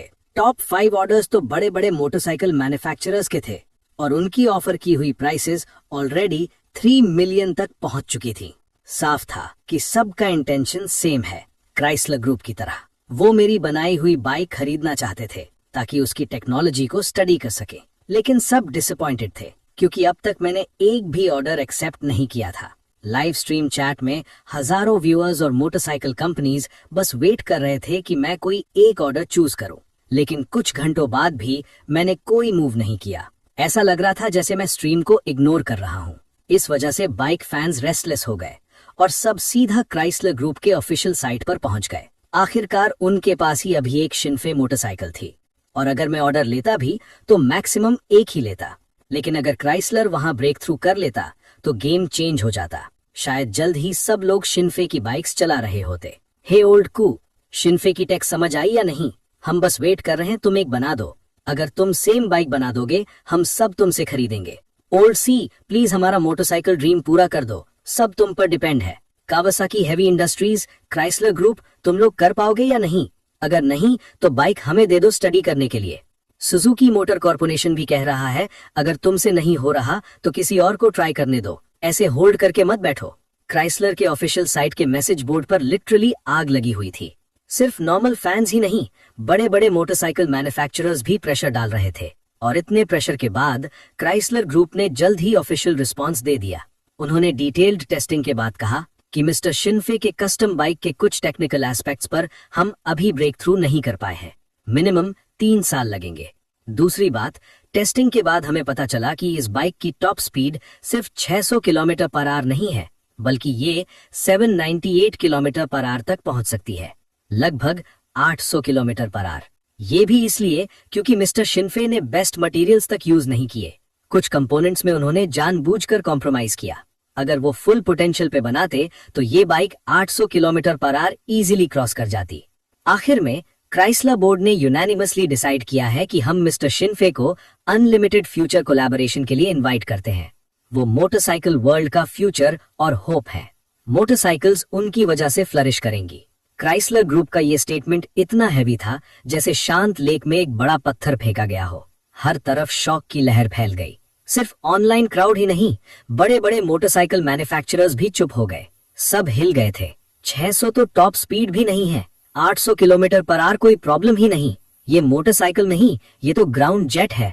मोटरसाइकिल इंडस्ट्री का फ्यूचर शिनफे है और ये एक पब्लिक कंपनी का स्टेटमेंट है। अब समझ आया क्यों शिनफे ने बोला था जितना मर्जी स्टडी करो। उसे पहले से पता था क्राइसलर कुछ खास समझ ही नहीं पाएगा। क्या सिर्फ मैंने नोटिस किया कि उसने मटेरियल्स कट किए थे? शिनफे ने इन्वेस्टर लेडी को थोड़ा लूट लिया क्या? हा, अच्छा बोलते हो तो मटेरियल सेव किया, बुरा बोलते हो तो कॉस्ट कटिंग। शिनफे बिल्कुल अपने शेडी बिजनेसमैन वाले टाइटल पर खरा उतरता है। जैसे मैंने पहले बोला था, तुम उसकी टेक पर ट्रस्ट कर सकते हो लेकिन उसकी एथिक्स पर कभी नहीं। मैं तो हंसते हंसते मर रहा हूँ। बस ये जानना है कि शिनफे ने उन 2 डील्स से कितना पैसा कमाया। क्यूरियोसिटी से ही मर जाऊंगा। कमेंट्स रुक ही नहीं रहे थे, लगातार आते जा रहे थे। लेकिन एक बात क्लियर थी, क्राइसलर के अनाउंसमेंट ने शिनफे और उसके सुपर गॉड वर्कशॉप को एक अलग ही लेवल पर पहुंचा दिया था। अब लोगों को फाइनली समझ आ गया था सुपर गॉड वर्कशॉप सच में लोगों के ड्रीम्स को रियलिटी बना सकता है। ये कोई स्लोगन नहीं था, ना ही कोई ओवर एक्टिंग, ये सच था। और फिर क्या, कुछ ही देर में मेरी शॉप पर ऑर्डर्स फिर से बरसने लगे। ऑर्डर्स लिटरली स्काई रॉकेट कर गए। जो लोग मोटरसाइकिल्स में इंटरेस्टेड भी नहीं थे वो भी अपनी इमेजिनेशन चलाने लगे। हर तरह के अजीब और नए ऑर्डर्स आने लगे। वर्कशॉप के अंदर काफी हसल चल रहा था। मैंने ऑनलाइन चैटर पर ध्यान देना बंद कर दिया। जैसे ही मुझे पता चला कि Xiaomi मेरी बनाई हुई बाइक की वजह से ऑनलाइन वायरल हो गई है, मैंने तुरंत सिस्टम यूज करके बहुत सारा इक्विपमेंट खरीद लिया, सब कुछ शॉप के पीछे वाले फैक्ट्री बिल्डिंग में शिफ्ट कर दिया। मुझे पता है फेम के साथ प्रॉब्लम्स भी आती हैं। अब इतना अटेंशन मिल रहा है तो सूनर या लेटर मेरी छोटी सी शॉप एक्सपोज हो जाएगी, और अगर लोगों को पता चल गया कि ये बस एक एम्प्टी शेल है तो प्रॉब्लम हो जाएगी। अच्छा हुआ कि मेरी शॉप के पीछे एक बड़ा फैक्ट्री बिल्डिंग था। मैंने सिस्टम मॉल से इक्विपमेंट खरीदा और सब वहां इंस्टॉल कर दिया। अब पहली नजर में मेरी शॉप लेजिट लगती है, लेकिन उस इक्विपमेंट ने मेरी ऑलमोस्ट सारी अर्निंग खा ली। अब मेरे अकाउंट में $2000 से भी कम बचे थे। मैंने हाथ झाड़े, फैक्ट्री सेटअप का डस्ट साफ किया, खुद को क्लीन किया और फिर वापस कंप्यूटर के सामने बैठ गया। अब टाइम था थर्ड ऑर्डर लेने का। अभी भी मैं 10 मिलियन सिस्टम पॉइंट से काफी दूर था। Long way to go. जैसे ही मैंने लाइव स्ट्रीम रूम ओपन किया और अपनी शॉप के टैग्स देखे, मेरी आंख थोड़ी सी फड़क गई। Tech genius 1.08 million likes, snail speed efficiency 960,000 likes, worst streamer who never streams 740,000 likes, और सबसे बड़ा shady businessman king 5.78 million likes. ये क्या बकवास है भाई? मैंने थोड़ा सा कॉस्ट सेव कर लिया तो क्या हो गया? सिर्फ मटेरियल पर फोकस करते हो, बाकी सब इग्नोर कर देते हो। मैं खुद से ही बड़बड़ाने लगा। छोड़ो, अगर मैं शेडी बिजनेसमैन हूं तो हूं, सब सिस्टम की गलती है। उन्हें सिर्फ ये पता है कि मैंने पैसा कमाया, लेकिन कितना कमाया ये कभी नहीं पता चलेगा। मैंने फुल कॉन्फिडेंस से बोला। लेकिन तभी एक सिस्टम अलर्ट पॉपअप हुआ और मैं सच में शॉक हो गया। डिंग! पीरियोडिक फाइनेंशियल रिपोर्ट जनरेट हो रही है। एक्सपेक्टेड कंप्लीशन 1 वीक के अंदर। सिस्टम ऑटोमेटिकली इस फाइनेंशियल रिपोर्ट को होस्ट के लाइव स्ट्रीम में अनाउंस करेगा। सिस्टम की हल्की सी आवाज मेरे दिमाग में गूंजी, लेकिन इस बार वो आवाज ठंडी और डरावनी लग रही थी। 10 सेकंड तक मैं चुप रहा, फिर अचानक फट पड़ा। सिस्टम, क्या मजाक कर रहा है तू? मैं कोई बड़ी लिस्टेड कंपनी नहीं हूं, बस एक छोटी सी वर्कशॉप है मेरी। फाइनेंशियल रिपोर्ट अनाउंस क्यों करेगा तू? तू ही बोला था पैसा कमाओ, और अब तू ही मुझे फंसा रहा है। तू इंसान है भी या नहीं, या फिर मेरी लाइफ को मुश्किल बनाना चाहता है? मेरे कस्टमर्स ही मुझे मार देंगे अगर ये सब रिवील हो गया तो। मेरा सीना तेज तेज उठने लगा, आंखों में गुस्सा क्लियरली दिख रहा था। अच्छा हुआ सिस्टम को न देखा जा सकता है न टच, वरना मैं खुद ही उसे सबक सिखा देता। अच्छा है सिस्टम को न देखा जा सकता है न छुआ, वरना मैं खुद ही इसे सबक सिखा देता। अभी लोग सिर्फ गेस कर रहे हैं कि मैंने कितना पैसा कमाया, लेकिन जब फाइनेंशियल रिपोर्ट रिलीज होगी तब शेडी इन्वेस्टर बोलना या ना बोलना मैटर ही नहीं करेगा। मुझे तो बस ये डर है, कहीं एक दिन मेरी शॉप का एड्रेस लीक हो गया तो गेट के बाहर तलवारों का ढेर लग जाएगा। मैं गुस्से में था, लेकिन अलर्ट के बाद सिस्टम बिल्कुल चुप हो गया। चाहे जितना चिल्ला लो, कोई रिप्लाई नहीं। मैंने गहरी सांस ली। समझ आ गया सिस्टम से बात करना बेकार है। ये सिस्टम बस मेरी लाइफ मुश्किल बनाने के लिए है। मैं वापस कंप्यूटर के सामने सीधा बैठ गया। अभी भी थोड़ा गुस्सा था, लेकिन ऑर्डर्स चेक करना शुरू किया। इतने फैंसी ऑर्डर्स और उनकी स्काई हाई प्राइसेस देखकर मूड थोड़ा बेटर हो गया। क्राइसलर के स्टेटमेंट के बाद कि मेरी मोटरसाइकिल टेक अभी ब्रेक नहीं हो सकती, बड़े बड़े कंपनीज ने होप छोड़ दी। इसलिए प्राइसेस और ऊपर नहीं गए, लेकिन अभी भी टॉप ऑर्डर्स 3.5 मिलियन के बीच थे। इस स्पीड से अगर मैं कुछ और ऑर्डर्स ले लूं तो जल्दी ही 10 मिलियन रीच हो जाएगा, और फिर सिस्टम फेज 3 में अपग्रेड हो जाएगा। अपग्रेड इंपॉर्टेंट है, लेकिन सच कहूं तो चैलेंज एंजॉय करना और खुद को पुश करना उससे भी ज्यादा इंपॉर्टेंट है। वरना जब सिस्टम फेज 3, 4, 5, 6 तक पहुंच जाएगा, फंक्शंस तो पावरफुल हो जाएंगे, लेकिन शायद मैं ही उनके लेवल तक ना पहुंच पाऊं। ये सोचकर मैं रुक गया। डिसाइड किया कि सही ऑर्डर का वेट करूंगा, या फिर अगर बाद में कोई अच्छा ऑर्डर नहीं मिला तो सबसे हाई प्राइस वाला ले लूंगा। तभी अचानक एक नया ऑर्डर बैकएंड में पॉपअप हुआ और सीधा नंबर 1 पर चला गया। पहले जो टॉप ऑर्डर था वो 3.5 मिलियन का मोटरसाइकिल ऑर्डर था, लेकिन ये नया ऑर्डर उससे भी ऊपर निकल गया। मैं थोड़ा सरप्राइज हुआ, फिर मैंने ऑर्डर ओपन करके डिटेल्स देखी। पहली नजर में थोड़ा सा फ्राउन किया, लेकिन 2 बार और पढ़ने के बाद मेरी आंखें चमकने लगी। बस यही है। मैंने तुरंत ऑर्डर एक्सेप्ट कर लिया, और उसी मोमेंट इंटरनेट फट गया। शार्क स्ट्रीम प्लेटफॉर्म पर मेरी लाइव स्ट्रीम में मिलियंस ऑफ व्यूअर्स देख रहे थे, और जैसे ही मैंने ऑर्डर एक्सेप्ट किया सब शॉक हो गए। क्या ये तो मीटेक है? फे का नाम इतना बड़ा हो गया कि ले बॉस तक पहुंच गया। वेट, क्या ये वही मीटेक है जो ले बॉस के साथ है? ये लोग फे को न्यू एनर्जी कार बनाने का ऑर्डर दे रहे हैं। Order amount 9.99 million. भाई ये तो ले बॉस का स्टाइल है, आंख बंद करके भी पहचान लूंगा। पागल हो गया है क्या ले बॉस? 9.99 मिलियन दे रहा है। फे कितना लूटेगा इसे? फे तो सिर्फ प्रोडक्ट बेचता है, पेटेंट नहीं। एक कार के लिए इतना पैसा देना ओवर नहीं है? लगता है फे फिशिंग कर रहा था और अब उसने सबसे बड़ी मछली पकड़ ली। शायद ये उसका रिटायरमेंट ऑर्डर है, 10 मिलियन बनाते ही क्विट कर देगा। पर सच बोलूं तो ले बॉस बुरी तरह फंसने वाला है। मोटरसाइकिल और कार अलग चीजें हैं, स्पेशली न्यू एनर्जी व्हीकल्स। ये एक आदमी का काम नहीं है। अरे तुम लोगों ने पहले भी यही बोला था जब फे ने हाई गर्ल के लिए बाइक बनाई थी। तब भी सबने कहा था इम्पॉसिबल है, फिर क्या हुआ? बस बस बहस बंद करो। ले बॉस क्या सोच रहा है वो उसी से पूछते हैं। इतनी बात के बाद व्यूअर्स एक एक करके मेरी स्ट्रीम से निकलने लगे और सीधा मीटेक के ऑफिशियल वेबसाइट के कमेंट सेक्शन में फ्लड कर दिया। उधर यांगजिंग में मीटेक के हेडक्वार्टर्स में सब बोर्ड मेंबर्स इकट्ठा हो गए थे और पूरा हॉल केओस से भरा हुआ था। ये सब सिर्फ इसलिए हुआ क्योंकि ले बॉस ने मुझे ऑर्डर दे दिया था। ऑनलाइन लोगों को अभी तक पता नहीं था कि ये डिसीजन उसने अकेले लिया है, बिना बोर्ड अप्रूवल के। अब जब ऑनलाइन सिचुएशन हीट अप हो गई, मीटेक के बोर्ड मेंबर्स गुस्से में टेबल पे हाथ मार रहे थे। ले बॉस, आपको इस बात का एक्सप्लेनेशन देना होगा। सबको पता है शिनफे टैलेंटेड है, लेकिन सिर्फ कंप्यूटर्स और मोटरसाइकिल्स में। हमारी मीटेक कार्स के लिए हम already hundreds of millions invest कर चुके हैं और अभी तक कुछ सॉलिड रिजल्ट नहीं मिला। और अब तुम एक छोटे से शॉप ओनर को लाइव स्ट्रीम पर 10 मिलियन दे रहे हो? ये बिल्कुल पागलपन नहीं है क्या? मीटेक के बोर्ड के वाइस चेयरमैन और ऑटो डिवीजन के हेड लिन जेन ने भवें सिकोड़ते हुए कहा। उसके लिए ये सब सीधा सीधा केओस था और ले बॉस की अथॉरिटी को चैलेंज करने जैसा था। लेकिन सच ये था कि बाकी बोर्ड मेंबर्स को ये सब थोड़ा नॉर्मल लग रहा था। उनके चेहरे पर कोई सरप्राइज नहीं था। सबको पता था बाहर के लोगों के लिए ले बॉस ही मीटेक का फेस है। लेकिन पिछले 2 सालों में लिन जेन के ग्रुप ने धीरे धीरे उसे साइड करना शुरू कर दिया था। खासकर पिछले 1 साल में जब लिन जेन डामी ऑटो R&D का चीफ डायरेक्टर बना, सिचुएशन और सीरियस हो गई। और अब ले बॉस ने बिना बोर्ड अप्रूवल के न्यू एनर्जी व्हीकल का ऑर्डर प्लेस कर दिया। लिन जेन की नजर में ये उस पर सीधा वार था, इसीलिए वो इतना इमोशनल हो रहा था। मीटिंग रूम में बैठे सब लोग एक दूसरे को देखने लगे। फिर सबकी नजर चेयरमैन सीट पर बैठे ले बॉस पर टिक गई। सब देखना चाहते थे वो लिन जेन को क्या जवाब देगा। डामी ग्रुप के अंदर पावर स्ट्रगल चल रहा था और अभी तक किसी ने साइड चूज नहीं की थी। लॉजिक के हिसाब से देखा जाए तो ले बॉस का ट्रैक रिकॉर्ड और स्टेटस स्ट्रांग था, लेकिन लिन जेन भी कोई आम आदमी नहीं था। कहते हैं उसके पीछे यांजिंग के बड़े लोगों का सपोर्ट है और उसकी फैमिली ने सोसाइटी के लिए बड़े कॉन्ट्रीब्यूशंस दिए हैं। अब सिचुएशन ऐसी हो गई थी कि फाइनल शोडाउन पास लग रहा था।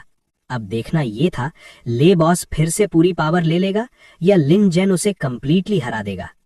तभी ले बॉस हल्का सा हंसा और बोला, सिर्फ 10 मिलियन खर्च किया है, क्या उसके लिए भी तुम्हें रिपोर्ट करना पड़ेगा? मेजर एक्सपेंसेस के लिए बोर्ड मीटिंग होती है, लेकिन वो बिलियंस के लिए होता है। यहाँ सिर्फ 10 मिलियन की बात है। इसके लिए मुझे ना तुम्हें बताने की जरूरत है ना बोर्ड को। ये सुनकर लिन जेन ने सीधा उसकी तरफ देखा। उसके चेहरे पर गुस्सा और दुख दोनों साथ दिख रहे थे। उसने होंठ दबाया और बोला, ले 10 मिलियन छोटा लग सकता है, लेकिन इसका इम्पैक्ट डामी ग्रुप पर कितना बड़ा होगा तुम समझ भी रहे हो। जैसे ही तुम्हारे शिनफे वाले ऑर्डर की न्यूज फैली, 15 मिनट के अंदर ही डामी टेक हांगकांग के स्टॉक प्राइस में फ्लक्चुएशन शुरू हो गया। अब इन्वेस्टर्स और शेयर होल्डर्स हमारी स्ट्रेंथ पर सवाल उठा रहे हैं। एक लिस्टेड कंपनी जो न्यू एनर्जी व्हीकल्स पर फोकस करती है, वो एक छोटे वर्कशॉप ओनर को आउटसोर्स कर रही है। अगर ये चलता रहा तो डामी ग्रुप बर्बाद हो सकता है। मैं सजेस्ट करता हूं कि तुरंत शिनफे के साथ डील कैंसिल करो।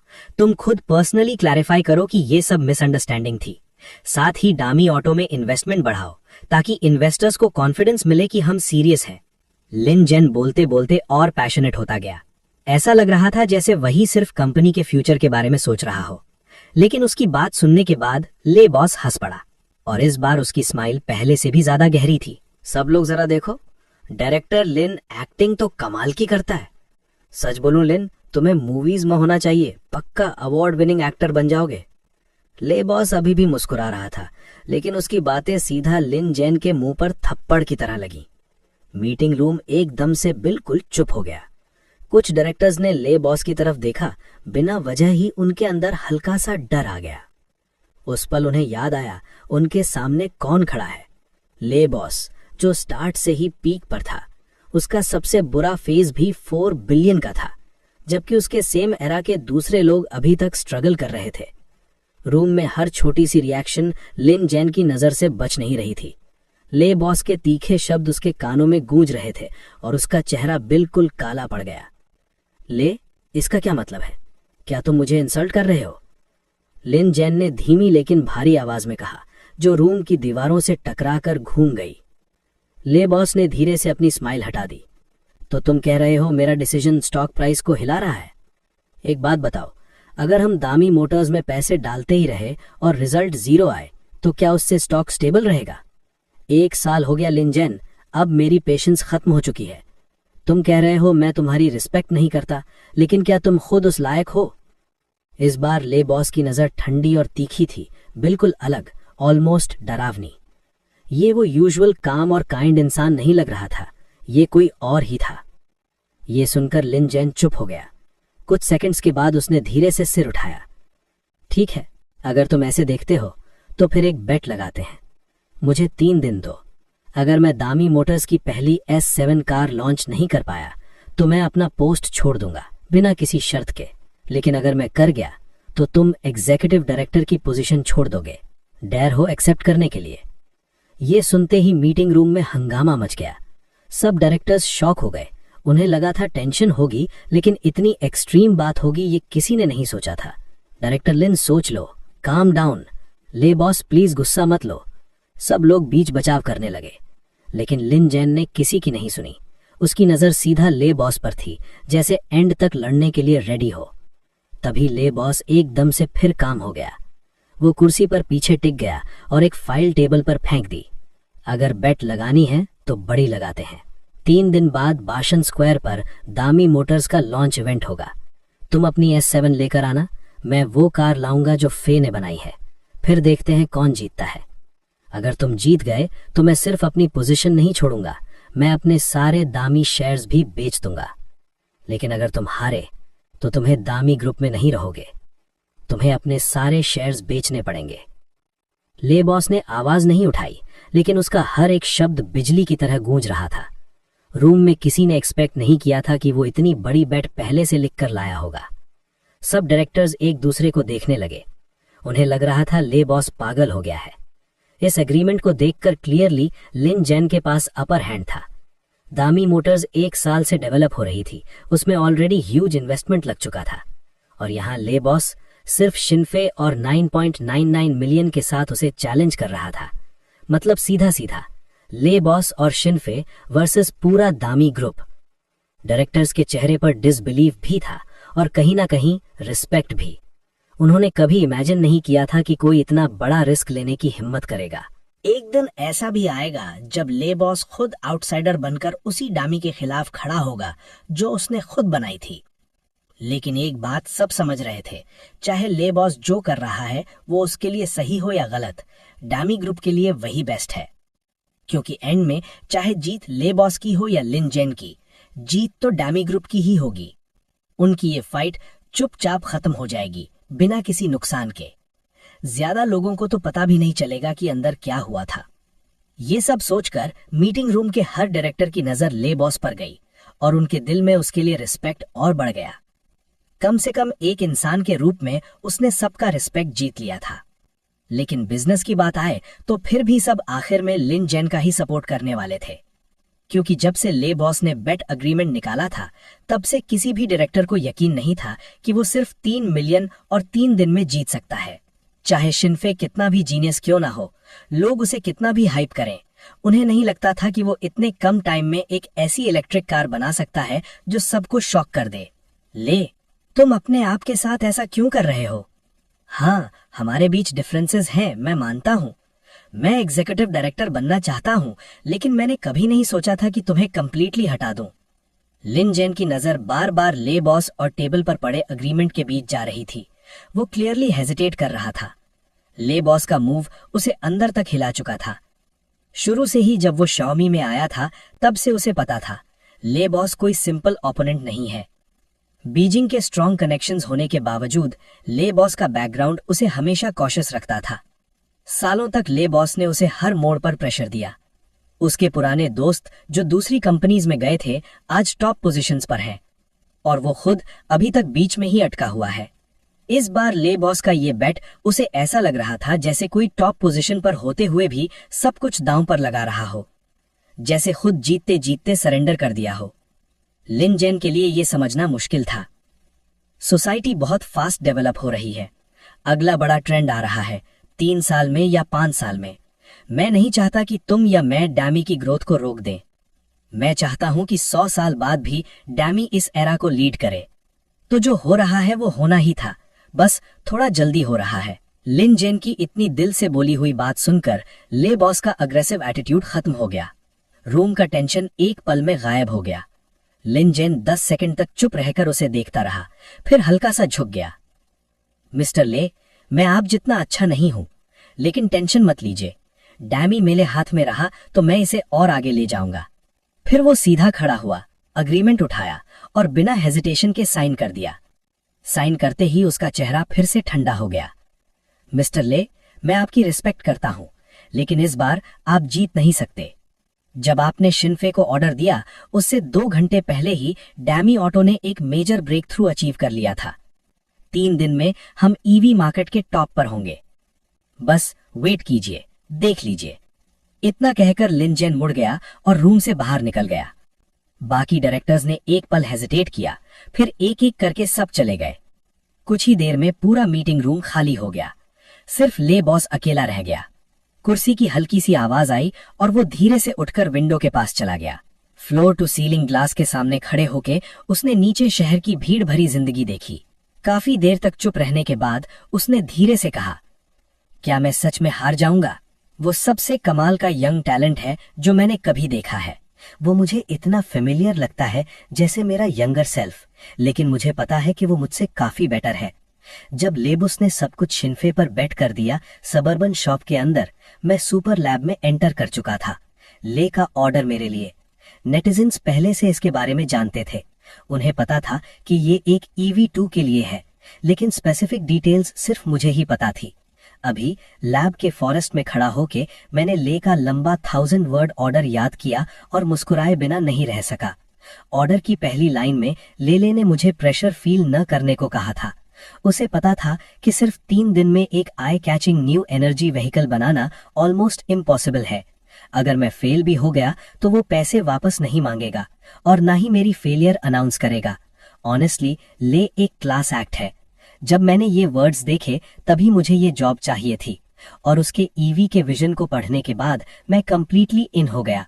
Gear shafts, composites, costs, batteries, Motors, controls और स्मार्ट ड्राइविंग सिस्टम। मिस्टर ले, आप काफी बोल्ड हो। ये एक रियल चैलेंज है, लेकिन मेरी नजर में ये अच्छा है, पर अभी भी इनफ अच्छा नहीं है। मेरा बड़ा सरप्राइज का वेट कीजिए मिस्टर ले। सोचने के बाद मैंने सिस्टम मॉल ओपन किया और ईवी के लिए मटेरियल्स चूज करना स्टार्ट किया। चाहे मैं ले को एक एंटरप्रेन्योर के रूप में एडमायर करता हूं, फिर भी मैं पैसे वेस्ट नहीं करूंगा, क्योंकि एक और इम्पॉर्टेंट रीजन है जिस वजह से मैंने ये जॉब ली। 9.99 मिलियन पेमेंट। अगर मैं मेहनत करूं और इनफ पैसे सेव कर लूं तो मैं फेज 3 अनलॉक कर सकता हूं। ये एक बहुत बड़ा टेम्पटेशन है। आधा घंटा सिलेक्ट करने के बाद मैंने फाइनली इस ईवी प्रोजेक्ट के लिए सारे मटेरियल्स चूज कर लिए। Total cost 98,000। 9.89 मिलियन पे करने के बाद भी मेरे पास सिस्टम के पॉइंट्स बचे हुए थे। मेरे पास फेज 3 के लिए इनफ है, लेकिन मुझे वेट करना पड़ेगा जब तक ये ऑर्डर फिनिश नहीं हो जाता, वरना फेज 3 मिलिट्री टेक के साथ मैं कुछ रियली हार्डकोर फीचर्स ऐड कर सकता था। लेकिन अभी के लिए मैं सिर्फ अपनी इमेजिनेशन यूज करूंगा। और सबसे इम्पोर्टेंट बात, चाहे लेने कहा हो कि वो पैसे वापस नहीं लेगा, अगर एक्सपेरिमेंट फेल होता है तो सिस्टम इसे लॉस काउंट करेगा। तब चाहे मैं कैश रख लूं, मुझे अपग्रेड पॉइंट्स नहीं मिलेंगे। लगता है मुझे सीरियसली मेहनत करनी पड़ेगी। लकीली टाइम काफी होना चाहिए, मैं धीरे से खुद से बोला। फिर मैंने अपनी सारी एनर्जी ईवी बनाने में लगा दी और दिन रात काम करता रहा। सुपर लैब के अंदर बाहर की दुनिया बिल्कुल एक्सप्लोड हो रही थी। ये सब डैमी ग्रुप के नोटिस की वजह से था। 3 दिन में बाशान प्लाजा पर डैमी सबके साथ मिलकर एक मिरेकल विटनेस करेगा। डैमी एंथुजियास्ट्स के लिए बना है। जैसे ही ऑर्डर की न्यूज फैली, काउंटलेस नेटिजन्स डैमी की वेबसाइट पर आ गए। वो जानना चाहते थे कि लेबुस क्या सोच रहा है, लेकिन अनएक्सपेक्टेडली डैमी ने एक बॉम्बशेल गिरा दिया। क्या मैं गलत जगह पर हूँ? क्या ये कोई साईफाई मूवी सेट है? मुझे लगा लेबुस बस एक कार से खेलना चाहता था। कौन जानता था कि ये इतना बड़ा होगा?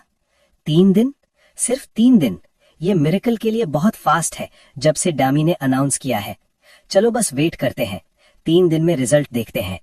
नेटिजन्स बज कर रहे थे, ये मानकर के बाशान प्लाजा में 3 दिन बाद डैमी ग्रुप वो कार रिवील करेगा जो ले ने मुझसे ऑर्डर की थी, और ले और लिन के बीच जो बेट थी उसके बारे में किसी को कोई आइडिया नहीं था। ऐसे सीन्स ही लेबुस देखना चाहता है। 3 दिन में चाहे कुछ भी हो, चाहे शिनफे कार बना पाए या नहीं, डैमी ग्रुप ऑलरेडी अनबीटेबल बन चुका है। डामी ग्रुप ऑलरेडी अनबीटेबल हो चुका है और मेरी वजह से अब सबका फोकस डामी ग्रुप के न्यू एनर्जी कार लॉन्च पर है। वो लोग अब सच में इंटरेस्टेड हो गए हैं सबर्बन वर्कशॉप के अंदर क्या हो रहा है। मैं बिल्कुल अनवेयर हूँ कि बाहर क्या चल रहा है। अभी के लिए मैं पूरी तरह से इस न्यू एनर्जी कार को बनाने में लगा हुआ हूँ। पहले मोटरसाइकिल्स बनाने के मेरे एक्सपीरियंस की वजह से एक कार का फ्रेम बनाना मेरे लिए मुश्किल नहीं है। आखिरकार दोनों प्रोसेसेस काफी सिमिलर होते हैं और सिस्टम के कटिंग एज ऑटो इक्विपमेंट की मदद से मुझे ज्यादा कुछ खुद करना भी नहीं पड़ता। मटेरियल्स को मेरे डिजायर्ड स्पेक्स के अकॉर्डिंग मैच करना इजी है। इसलिए सुपर लैब के अंदर मैंने लगभग 10 दिन स्पेंड किए, जो बाहर के टाइम के हिसाब से आधे दिन से भी कम है। मैंने बेसिक कार फ्रेम कंप्लीट कर लिया और सारे पार्ट्स असेंबल करना स्टार्ट कर दिया। ये स्पीड दुनिया की टॉप कार कंपनीज को भी शॉक कर देगी। वो बिल्कुल स्टन्ड हो जाएंगे, स्पेशली इसलिए क्योंकि मैं ये सब बिना किसी टेम्पलेट के कर रहा हूँ। सिर्फ कार की बेस्ट पॉसिबल फंक्शनैलिटी के बेस पर डिजाइन बना रहा हूँ। बेसिक बिल्ड के बाद अगला स्टेप है फाइनर डिटेल्स, जैसे न्यू एनर्जी कार के 3 मेन पार्ट्स, बैटरी, मोटर और कंट्रोल सिस्टम। ये कंपोनेंट्स डिसाइड करेंगे कि शेनफे की न्यू एनर्जी कार कितनी अच्छी परफॉर्म करेगी। पहले स्टेप के कंपैरिजन में ये पार्ट शेनफे को ज्यादा टाइम लेता है, काफी ज्यादा। इसे कंप्लीट करने में 20 दिन से भी ज्यादा लग गए, लेकिन फाइनली मैंने सब कुछ सॉर्ट कर लिया। अब मैंने सुपर लैब के अंदर 1 महीना स्पेंड कर लिया है, पूरा 1 महीना, और अब एक कंप्लीट न्यू एनर्जी कार मेरे सामने खड़ी है। बस बैटरी चार्ज करो और ये रोड पर चलने के लिए रेडी है। लेकिन मुझे पता है अगर मैं एक्सपेरिमेंट यहीं स्टॉप कर देता हूं तो सिस्टम शायद मुझे पासिंग ग्रेड नहीं देगा। मतलब सिस्टम इस एक्सपेरिमेंट को फेलियर बोलेगा, क्योंकि जो ऑर्डर लाइबस ने मुझे दिया था मैंने अभी तक सिर्फ आधा ही कंप्लीट किया है। मेरे सामने जो कार है उसे बस एक सॉलिड रेगुलर कार ही माना जा सकता है। ये डेफिनेटली कोई top level new energy vehicle नहीं है। इसमें सबसे इंपॉर्टेंट चीज मिसिंग है, जो आजकल न्यू एनर्जी व्हीकल्स का बिगेस्ट सेलिंग पॉइंट है, स्मार्ट ड्राइविंग सिस्टम। मैंने एक गहरी सांस ली। मुझे पता है अब इस एक्सपेरिमेंट का रियल चैलेंज स्टार्ट होता है। मैंने अपना माइंडसेट एडजस्ट किया। जैसे ही मैं मेंटली रेडी हुआ, मैंने सीधा स्मार्ट ड्राइविंग सिस्टम डेवलप करना स्टार्ट कर दिया। टाइम हाथ से रेत की तरह फिसल गया। वो चुपचाप बिना नोटिस के निकलता गया। 3 दिन ऐसे ही उड़ गए। फिर तीसरे दिन के ब्रेकफास्ट के बाद बाशन के नीचे वाला बड़ा प्लाजा पहले ही लोगों से भर चुका था। डामी ग्रुप लिखे हुए कलरफुल फ्लैग्स ऊंचे उठाए गए थे, जो हवा में लहरा रहे थे। उन्हें आप हंड्रेड्स ऑफ मीटर्स दूर से भी देख सकते थे। और ये सिर्फ नॉर्मल लोग नहीं थे, सब लोग इस डामी इवेंट के लिए हाइप्ड थे, जो 3 दिन से बिल्ड हो रहा था। डामी कार लॉन्च इवेंट ने काफी इंटरेस्ट अट्रैक्ट किया था। कुछ बिजनेस के बड़े लोग भी सुबह जल्दी उठ गए थे। कुछ अपने टीवीज के सामने बैठकर डामी की प्रेस कॉन्फ्रेंस का लाइव ब्रॉडकास्ट वेट कर रहे थे। डीप सिटी के एक ओल्ड स्टाइल विला के अंदर रेंजी टुआन, हुआवे ग्रुप के चेयरमैन, खुद हाथ से चाय बना रहे थे और कभी कभी स्क्रीन की तरफ देख लेते थे। डामी ग्रुप की प्रेस कॉन्फ्रेंस ऑफिशियली स्टार्ट ना होने के बाद भी पहले से ही लाइव चल रही थी। स्क्रीन पर दिख रही क्राउड हुआवे के इवेंट से भी ज्यादा ग्रैंड लग रही थी। इस क्राउड को देखकर रेंजी चुआन की छोटी नीस जैंग चैन चैन अपना मुंह फुलाने से खुद को रोक नहीं पाई। उसने कहा, अंकल ये तो बिल्कुल क्रेजी है। मुझे पता है शेनफे फेमस और टैलेंटेड है। उसने अकेला ही दुनिया की सबसे फास्ट और सबसे स्टेबल बाइक बनाई है। क्राइसलर ग्रुप को उसके पीछे भागने पर मजबूर कर दिया। लेकिन डामी और हमारा हुआवे क्लियरली अभी सेम लेवल पर नहीं है। जो लोग नहीं जानते वो शायद सोच लें कि डामी ही ड्रैगन कंट्री की टॉप टेक कंपनी है। जैंग चैन चैन के चेहरे पर थोड़ा सा नाराजगी भरा एक्सप्रेशन था। रेंजी चुआन उसे बहुत प्यार करता था, इसलिए वो हमेशा उसके सामने ऑनेस्ट रहती थी। अपनी प्यारी नीस को देखकर रेंजी टुआन सिर्फ सिर हिलाकर हल्का सा हंस दिया। चैन चैन, आज इस लाइव स्ट्रीम को ध्यान से देखना, मुझे लगता है तुम बहुत कुछ सीखोगी। डामी शायद हुआवे से बड़ा नहीं है, लेकिन टैलेंट के मामले में तुम्हारे 10 अंकल भी एक लेबस के सामने कंपेयर नहीं कर सकते, रेंजी टुआन ने सीरियस टोन में कहा। शायद वो हम्बल बनने की कोशिश कर रहा था, लेकिन क्लियरली वो लेबस को बहुत हाई रिगार्ड में रखता था, ऑलमोस्ट सबसे ऊपर। ये सुनते ही जैंग चैन चैन की बड़ी बड़ी आंखें चमक उठीं। उसने प्यार से रेंजी टुआन का हाथ हिलाया और क्यूट आवाज में बोली, अंकल, आपको कुछ समझ आ गया क्या? जल्दी बताओ ना, प्लीज बताओ। रेंजी टुआन ने उसकी तरफ हेल्पलेस लुक से देखा, एक सिप चाय ली और बोला, ठीक है, तुम्हारे अंकल का ये मूव क्लियरली हाइप लेवरेज करने के लिए है। Hype leverage? जैंग ने अपना सिर थोड़ा झुकाया, उसके चेहरे पर कंफ्यूजन क्लियरली दिख रहा था। रेंजी टुआन थोड़ा रुका, सांस ली, फिर बोला, चैन चैन, एक्चुअली तुमने ऑलरेडी नोटिस कर लिया है। जैसे तुमने कहा, डामी अभी हुआवे के साइज के आसपास भी नहीं है, कोई कंपैरिजन ही नहीं। लेकिन आज डामी का कार लॉन्च हमारे रीसेंट GGS7 अनवेलिंग से भी बड़ा क्यों लग रहा है? इतना बड़ा इम्पैक्ट क्यों? ये सब इसलिए क्योंकि लेले बस शेनफे के क्रिएट किए हुए हाइप को राइड कर रहा है। ये कहकर रेंजी टुआन ने स्क्रीन की तरफ गहरी नजर से देखा। स्क्रीन पर लॉन्च इवेंट का ऑफिशियल स्टार्ट होने में 5 मिनट से भी कम टाइम बचा था।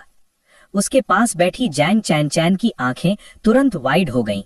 अंकल, आप कह रहे हो कि लेले बस ने शेनफे से जो ऑर्डर दिया वो एक्चुअली एक्सपेक्ट ही नहीं कर रहा कि वो 3 दिन में न्यू एनर्जी कार बना लेगा? वो सिर्फ शेनफे की पॉपुलैरिटी और हाइप का यूज कर रहा है डामी कार को प्रमोट करने के लिए। रेंजी टुआन मुस्कुराया और सिर हिला दिया। चैन चैन, तुमने बिल्कुल सही पकड़ा। जब ये न्यूज आई थी, बहुत सारे एंटरप्रेन्योर्स ने मुझे कांटेक्ट किया था पूछने के लिए कि लेबस क्या सोच रहा है। इवन वे और BYD के हेड्स ने भी। मैंने बस उनसे एक सवाल पूछा और उन्हें सब समझ आ गया।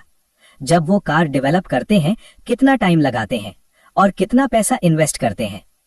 कार्स कंप्यूटर्स या बाइक्स जैसे नहीं होते, ये काफी ज्यादा कॉम्प्लेक्स होते हैं, स्पेशली न्यू एनर्जी व्हीकल्स। वो लड़का शेनफे इम्प्रेसिव है, लेकिन 3 दिन में एक न्यू एनर्जी कार बनाना वो इम्पॉसिबल है। फिर भी मुझे शेनफे बहुत पसंद है। आजकल ऐसे स्ट्रॉन्ग टेक वाले यंगस्टर्स बहुत रेयर हैं, सच में बहुत रेयर। मैंने हुआवे के HR को बोला है कि शेनफे को जॉब ऑफर भेजें, मुझे लगता है वो इंटरेस्टेड होगा। शेनफे का नाम लेते ही रेंजी टुआन की आंखों में गहरी एप्रिसिएशन दिख रही थी, क्लियर एडमिरेशन। ये सब सुनकर जैंग चैन चैन की क्यूरियोसिटी और भी बढ़ गई। अब वो खुद को रोक नहीं पा रही थी। जैंग चैन ने ये सब सुना और उसकी क्यूरियोसिटी अब कंट्रोल नहीं हो पा रही थी। आखिरकार वो जानती है कि उसका अंकल अपनी जेनरोसिटी के लिए फेमस है। अंकल, आपने शिनफे को कैसा ऑफर दिया? रेंजी टुआन ने ये सुना, जैंग चैन की तरफ देखा और पूछा, तुम्हें सच में जानना है?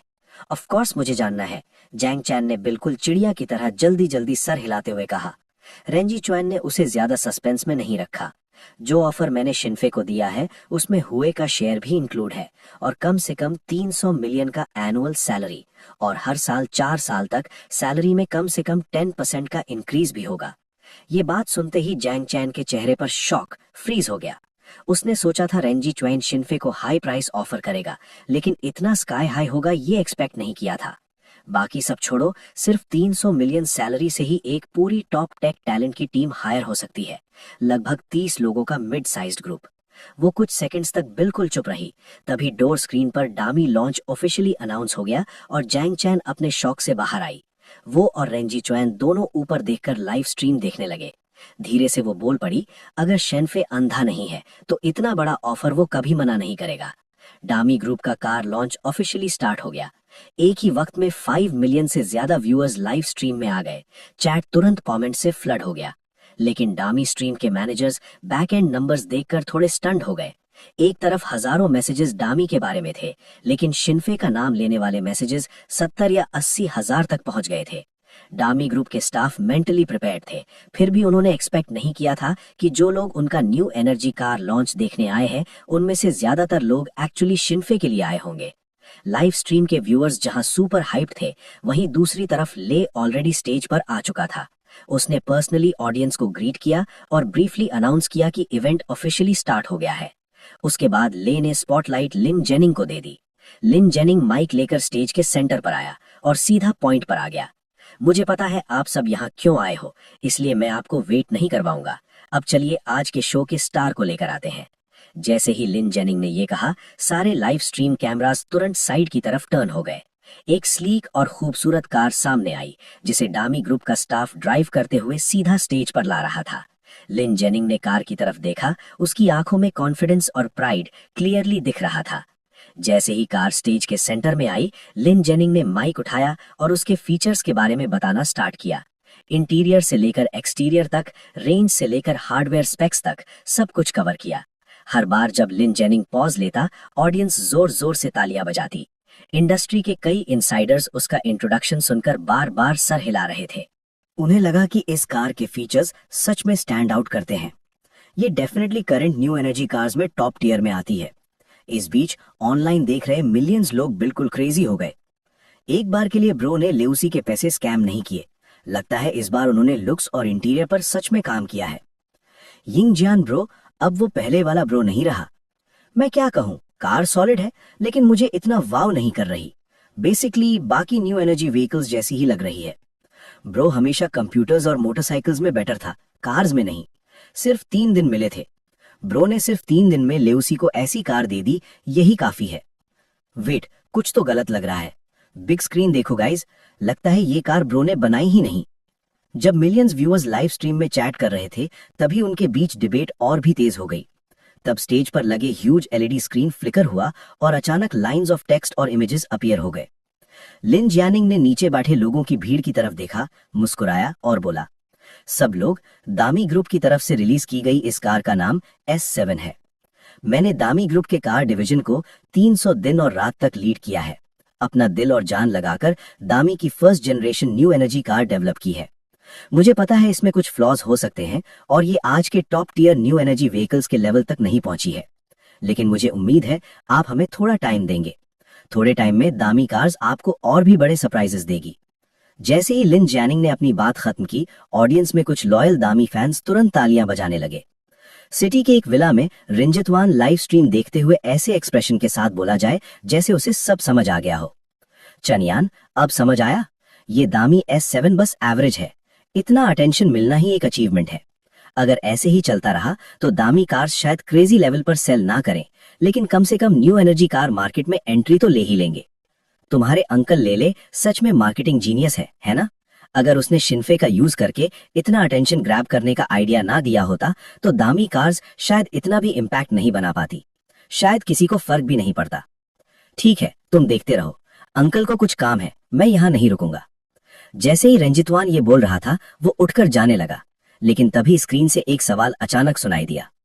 मिस्टर लिन, मिस्टर लेले ने जो कार शिन्फे से ऑर्डर की थी, वो पिछले 3 दिन से इंटरनेट पर चर्चा में थी। सब लोग सोच रहे थे कि इस लॉन्च इवेंट में मिस्टर शिन्फे द्वारा बनाई गई कार दिखाई जाएगी, लेकिन स्टार्ट से एंड तक इस प्रेस कॉन्फ्रेंस का मिस्टर शिन्फे से कोई लेना देना नहीं था। तो क्या हम ये पूछ सकते हैं कि मिस्टर शिन्फे फेल हो गए? क्या वो 3 दिन में आपकी डिमांड के हिसाब से कार डिलीवर नहीं कर पाए? इवेंट पर एक रिपोर्टर ने माइक पकड़कर यह सवाल सीरियसली पूछा। रिंजतवान, जो अभी अभी उठकर जाने वाला था, ये देखकर थोड़ा रुक गया, फिर वापस बैठ गया। वेन्यू और लाइव स्ट्रीम दोनों जगह के व्यूअर्स इस जवाब को सुनने के लिए तुरंत अलर्ट हो गए। लिन जैनिंग ने यह सवाल सुनकर सिर्फ कामली मुस्कुराया, फिर उसने ऑडियंस में बैठे लेउसी की तरफ मुड़कर देखा। मुझे लगता है इस सवाल का जवाब खुद मिस्टर ले को देना चाहिए। लिनिंग ने लेउसी की तरफ एक विक्टोरियस ग्रिन के साथ देखा, जो वो छुपा नहीं पाया। जैसे ही उसने ये कहा, वहां मौजूद सब लोग सीधा लेउसी की तरफ देखने लगे। लेउसी ने धीरे से एक सांस ली, फिर अपना चेहरा रिलैक्स कर लिया, जैसे वो इस सिचुएशन के लिए कंप्लीटली रेडी हो। लेकिन तभी दुक दुक दुक ट्रैक्टर जैसी आवाज ने अचानक पूरी साइलेंस तोड़ दी। ये ट्रैक्टर वाली आवाज सुनकर सब लोग थोड़े शॉक्ड रह गए। आखिर ये एक high tech new energy vehicle launch था। ऐसा साउंड बिल्कुल आउट ऑफ प्लेस लग रहा था। होश में आते ही सब लोग एक साथ उस आवाज की डायरेक्शन में मुड़ गए। उन्होंने देखा कि प्लाजा के फार ईस्ट एंड पर एक ट्रैक्टर रुक गया है, जो काला धुआं छोड़ रहा था। फिर उसका पुराना हिलता हुआ डोर अंदर से खुला और एक धूप से जला हुआ बूढ़ा आदमी उससे नीचे उतर आया। इतने सारे लोगों को अपनी तरफ घूरते देखकर वो थोड़ा नर्वस लग रहा था, लेकिन फिर जैसे उसे कुछ याद आया, अचानक वो जोर से चिल्लाया, वही बॉस है, वही बॉस का जगह है। शन नाम के बॉस ने मुझे बोला था तुम्हारी कार यहाँ लाने के लिए। उस बूढ़े किसान की भारी आवाज पूरे वेन्यू में गूंज गई। सब लोग इंस्टिंक्टिवली ट्रैक्टर के पीछे की तरफ देखने लगे, जहां लकड़ी के ढेर के बीच से उन्होंने झांक कर देखा। ट्रैक्टर के पीछे उन्हें बस एक कार का कोना सा नजर आ रहा था। जब ल्यूकुसी को समझ आया क्या हो रहा है, वो तुरंत उस बूढ़े आदमी की तरफ चल पड़ा। मैं ही वो बॉस हूं जिसे तुम ढूंढ रहे हो। क्या मिस्टर शेनफे ने तुम्हें ये कार मुझे देने के लिए बोला? क्या ये वही कार है जो अभी तुम्हारे पीछे है? ल्यू के चेहरे पर एक्साइटमेंट क्लियरली दिख रहा था। शायद थोड़ा लेट हो गया था, लेकिन कम से कम शिनफे ने एंड में कार डिलीवर कर दी। उसने सच में टाइम पर कार यहां पहुंचा दी। लेकिन जैसे ही ल्यू आगे बढ़ने लगा ट्रैक्टर के पीछे की तरफ जाने के लिए, वो काले रंग का बूढ़ा आदमी अचानक उसके सामने आ गया और उसे रोक दिया। अभी नहीं देख सकते, अभी बिल्कुल नहीं, आप अभी नहीं देख सकते। आपने डिलीवरी फी नहीं दिया है। मैं घंटों ड्राइव करके ये यहाँ लाया हूँ। मैंने सच में काफी घंटे लगाकर ये कार डिलीवर की है। मिस्टर शिन ने मुझे बोला था कि डिलीवरी फी आपसे कलेक्ट करूं। बूढ़े आदमी ने जल्दी से समझाया। ये सुनकर ल्यू भी एक सेकंड के लिए स्टन रह गया, और जो मिलियंस लोग लाइव स्ट्रीम देख रहे थे वो बिल्कुल फट पड़े हंसी से। मैं मजाक नहीं कर रहा, अभी पानी पी रहा था और तुरंत मुंह से निकल गया। हा हा, मैं हैंडल नहीं कर पा रहा, मुझे 3 मिनट हंसने दो। ट्रैक्टर से कार डिलीवर करना अलग बात है, लेकिन डिलीवरी के टाइम पैसे भी वसूलना, ये सिर्फ वही कर सकता है। वही सिग्नेचर स्टाइल, वही क्लासिक वाइब। फीजी अभी भी फीजी ही है। गाइस देखो, ल्यू अभी लाइव डाउट कर रहा है। ये फीलिंग परफेक्ट है। मैं तो खत्म हो गया हंस के।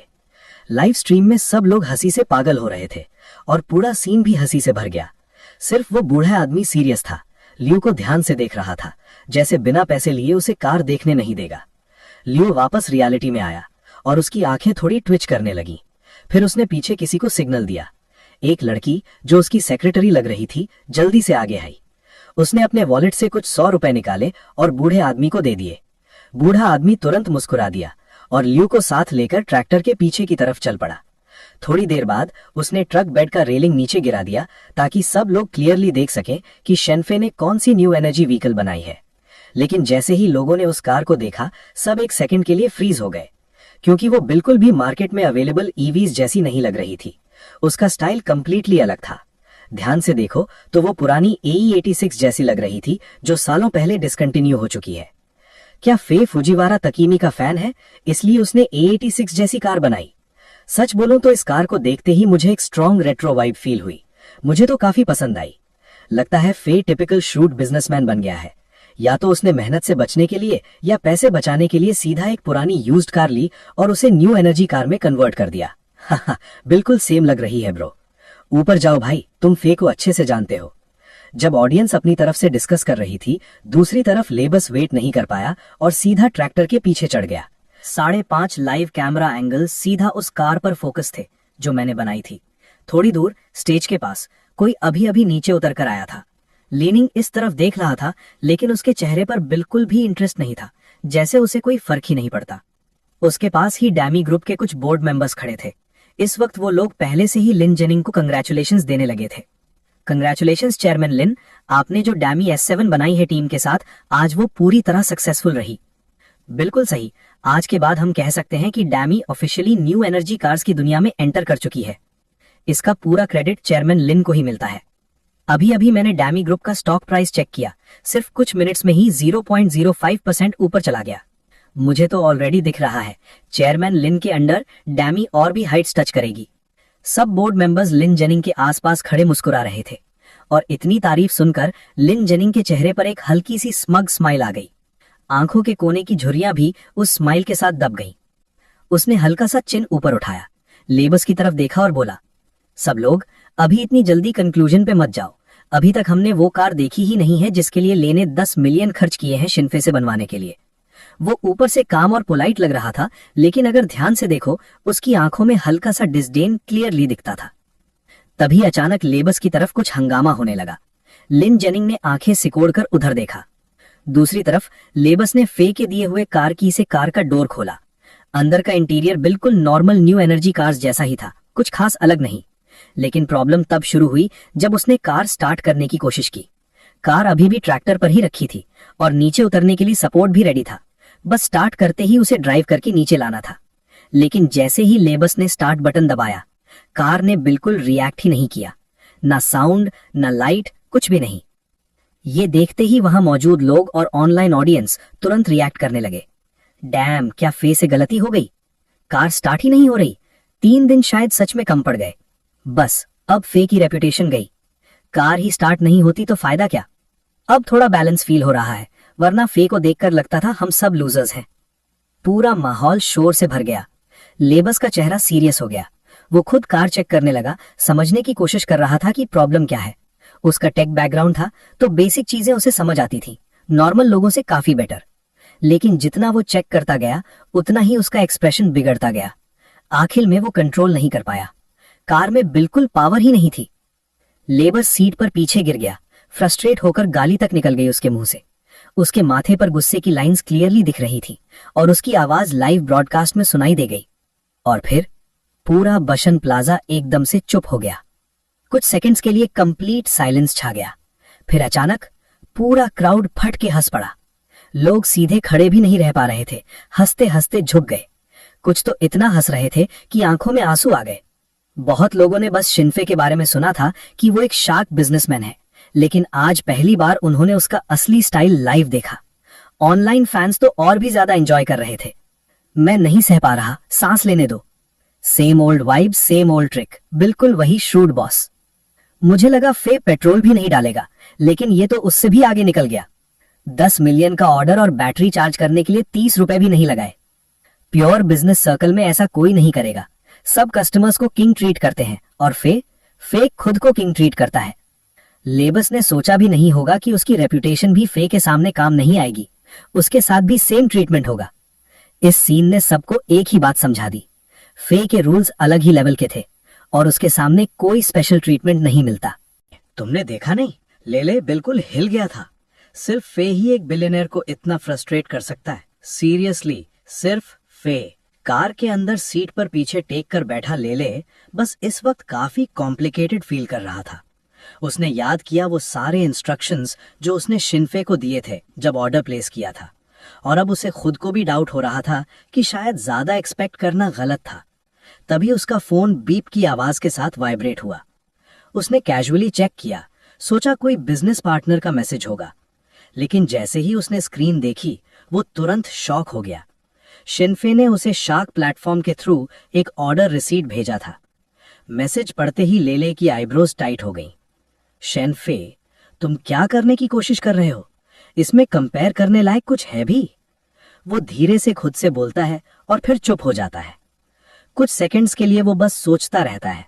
लगभग 10-15 सेकंड बाद डामी ग्रुप के स्टाफ एक मोबाइल चार्जिंग स्टेशन लेकर आ जाते हैं।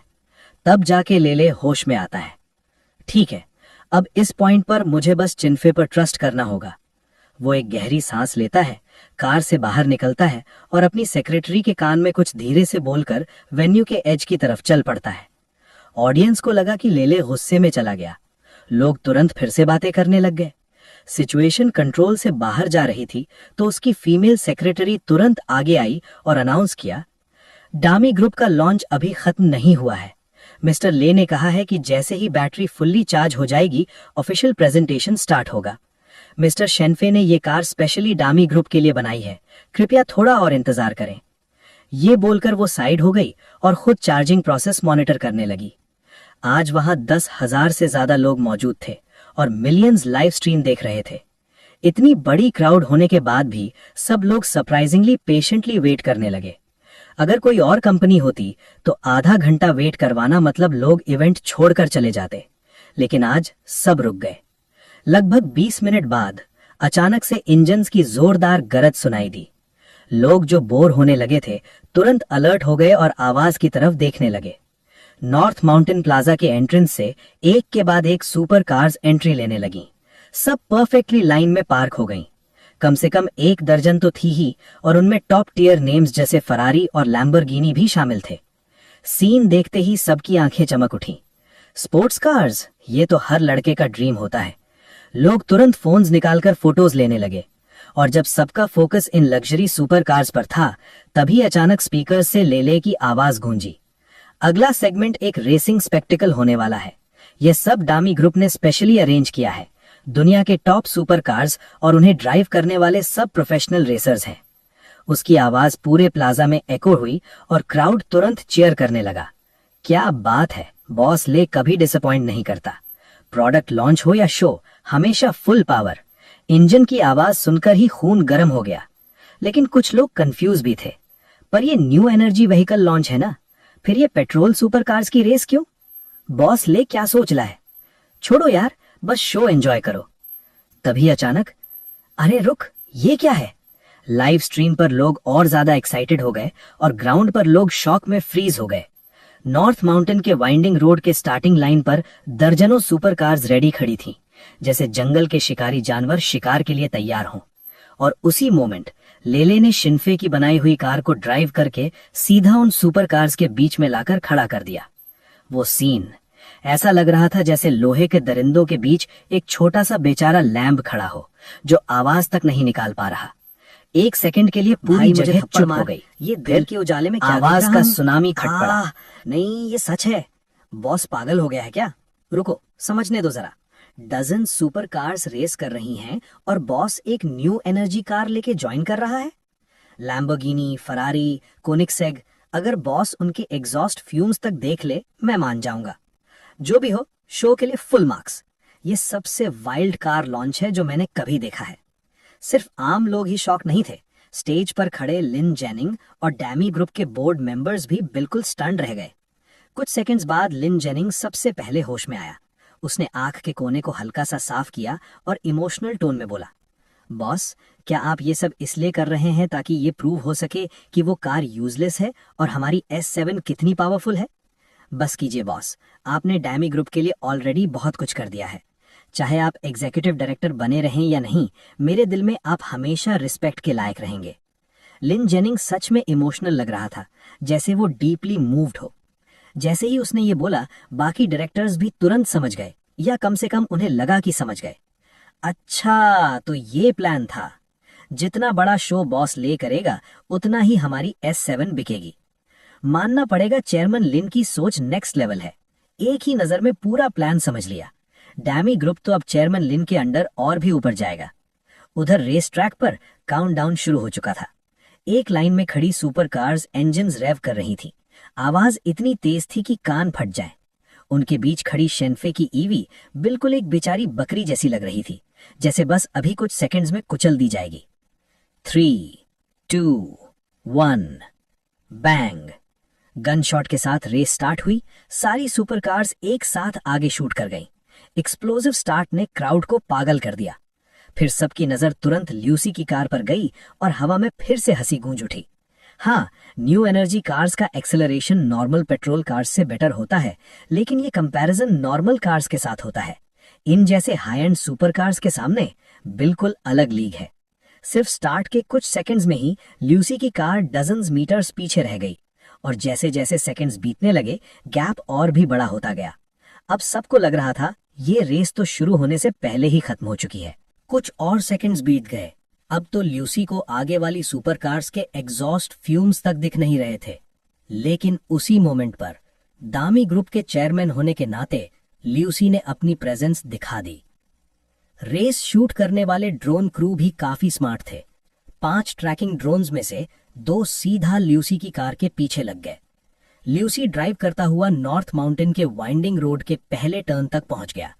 ग्राउंड पर और लाइव स्ट्रीम पर सब लोगों की नजर अब एक बड़े LED स्क्रीन पर थी, जहां ड्रोन फुटेज क्लियरली दिख रहा था। ज्यादातर लोग अभी भी सुपर कार्स पर ही फोकस कर रहे थे।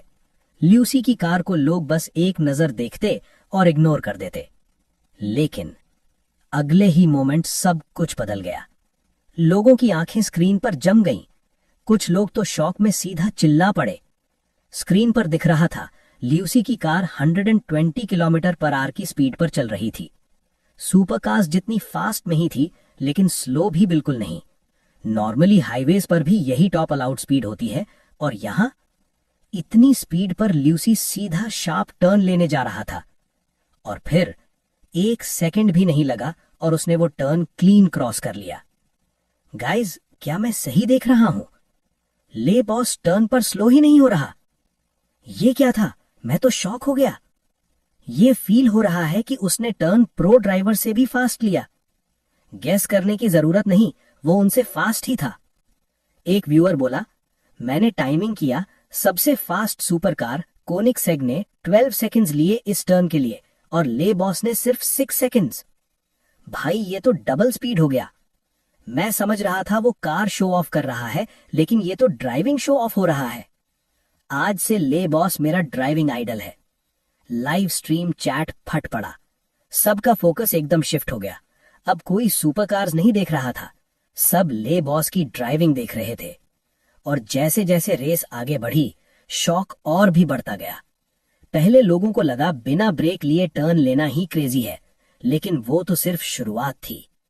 Down shifting, left foot braking, trail braking, Scandinavian flick, drift entry. Excuse me, क्या ले बॉस कोई रिटायर्ड F1 ड्राइवर है? ये तो बस शुरू हुआ है, और भी क्रेजी हो रहा है। वो कार का वेट शिफ्ट करता, फ्रंट एंड हल्का लिफ्ट करता, परफेक्ट रेसिंग लाइन सेट करता और एक शार्प काउंटर स्टीयर से कंट्रोल मेंटेन करता। सब कुछ इतना प्रिसाइज था कि टायर वियर तक कैलकुलेट करके ड्राइव कर रहा था। सबसे शॉकिंग बात, वो सिर्फ इनर्शिया यूज करके ड्रिफ्ट कर रहा था। लोग लिटरली बिलीव नहीं कर पा रहे थे। ये ड्राइविंग स्किल तो तकुमी फुजीवारा लेवल की लग रही है। अब सबको एक बात समझ आ रही थी, ये रेस सिर्फ कार्स की नहीं थी, ये एक मास्टर क्लास थी और ल्यूसी उसका किंग था।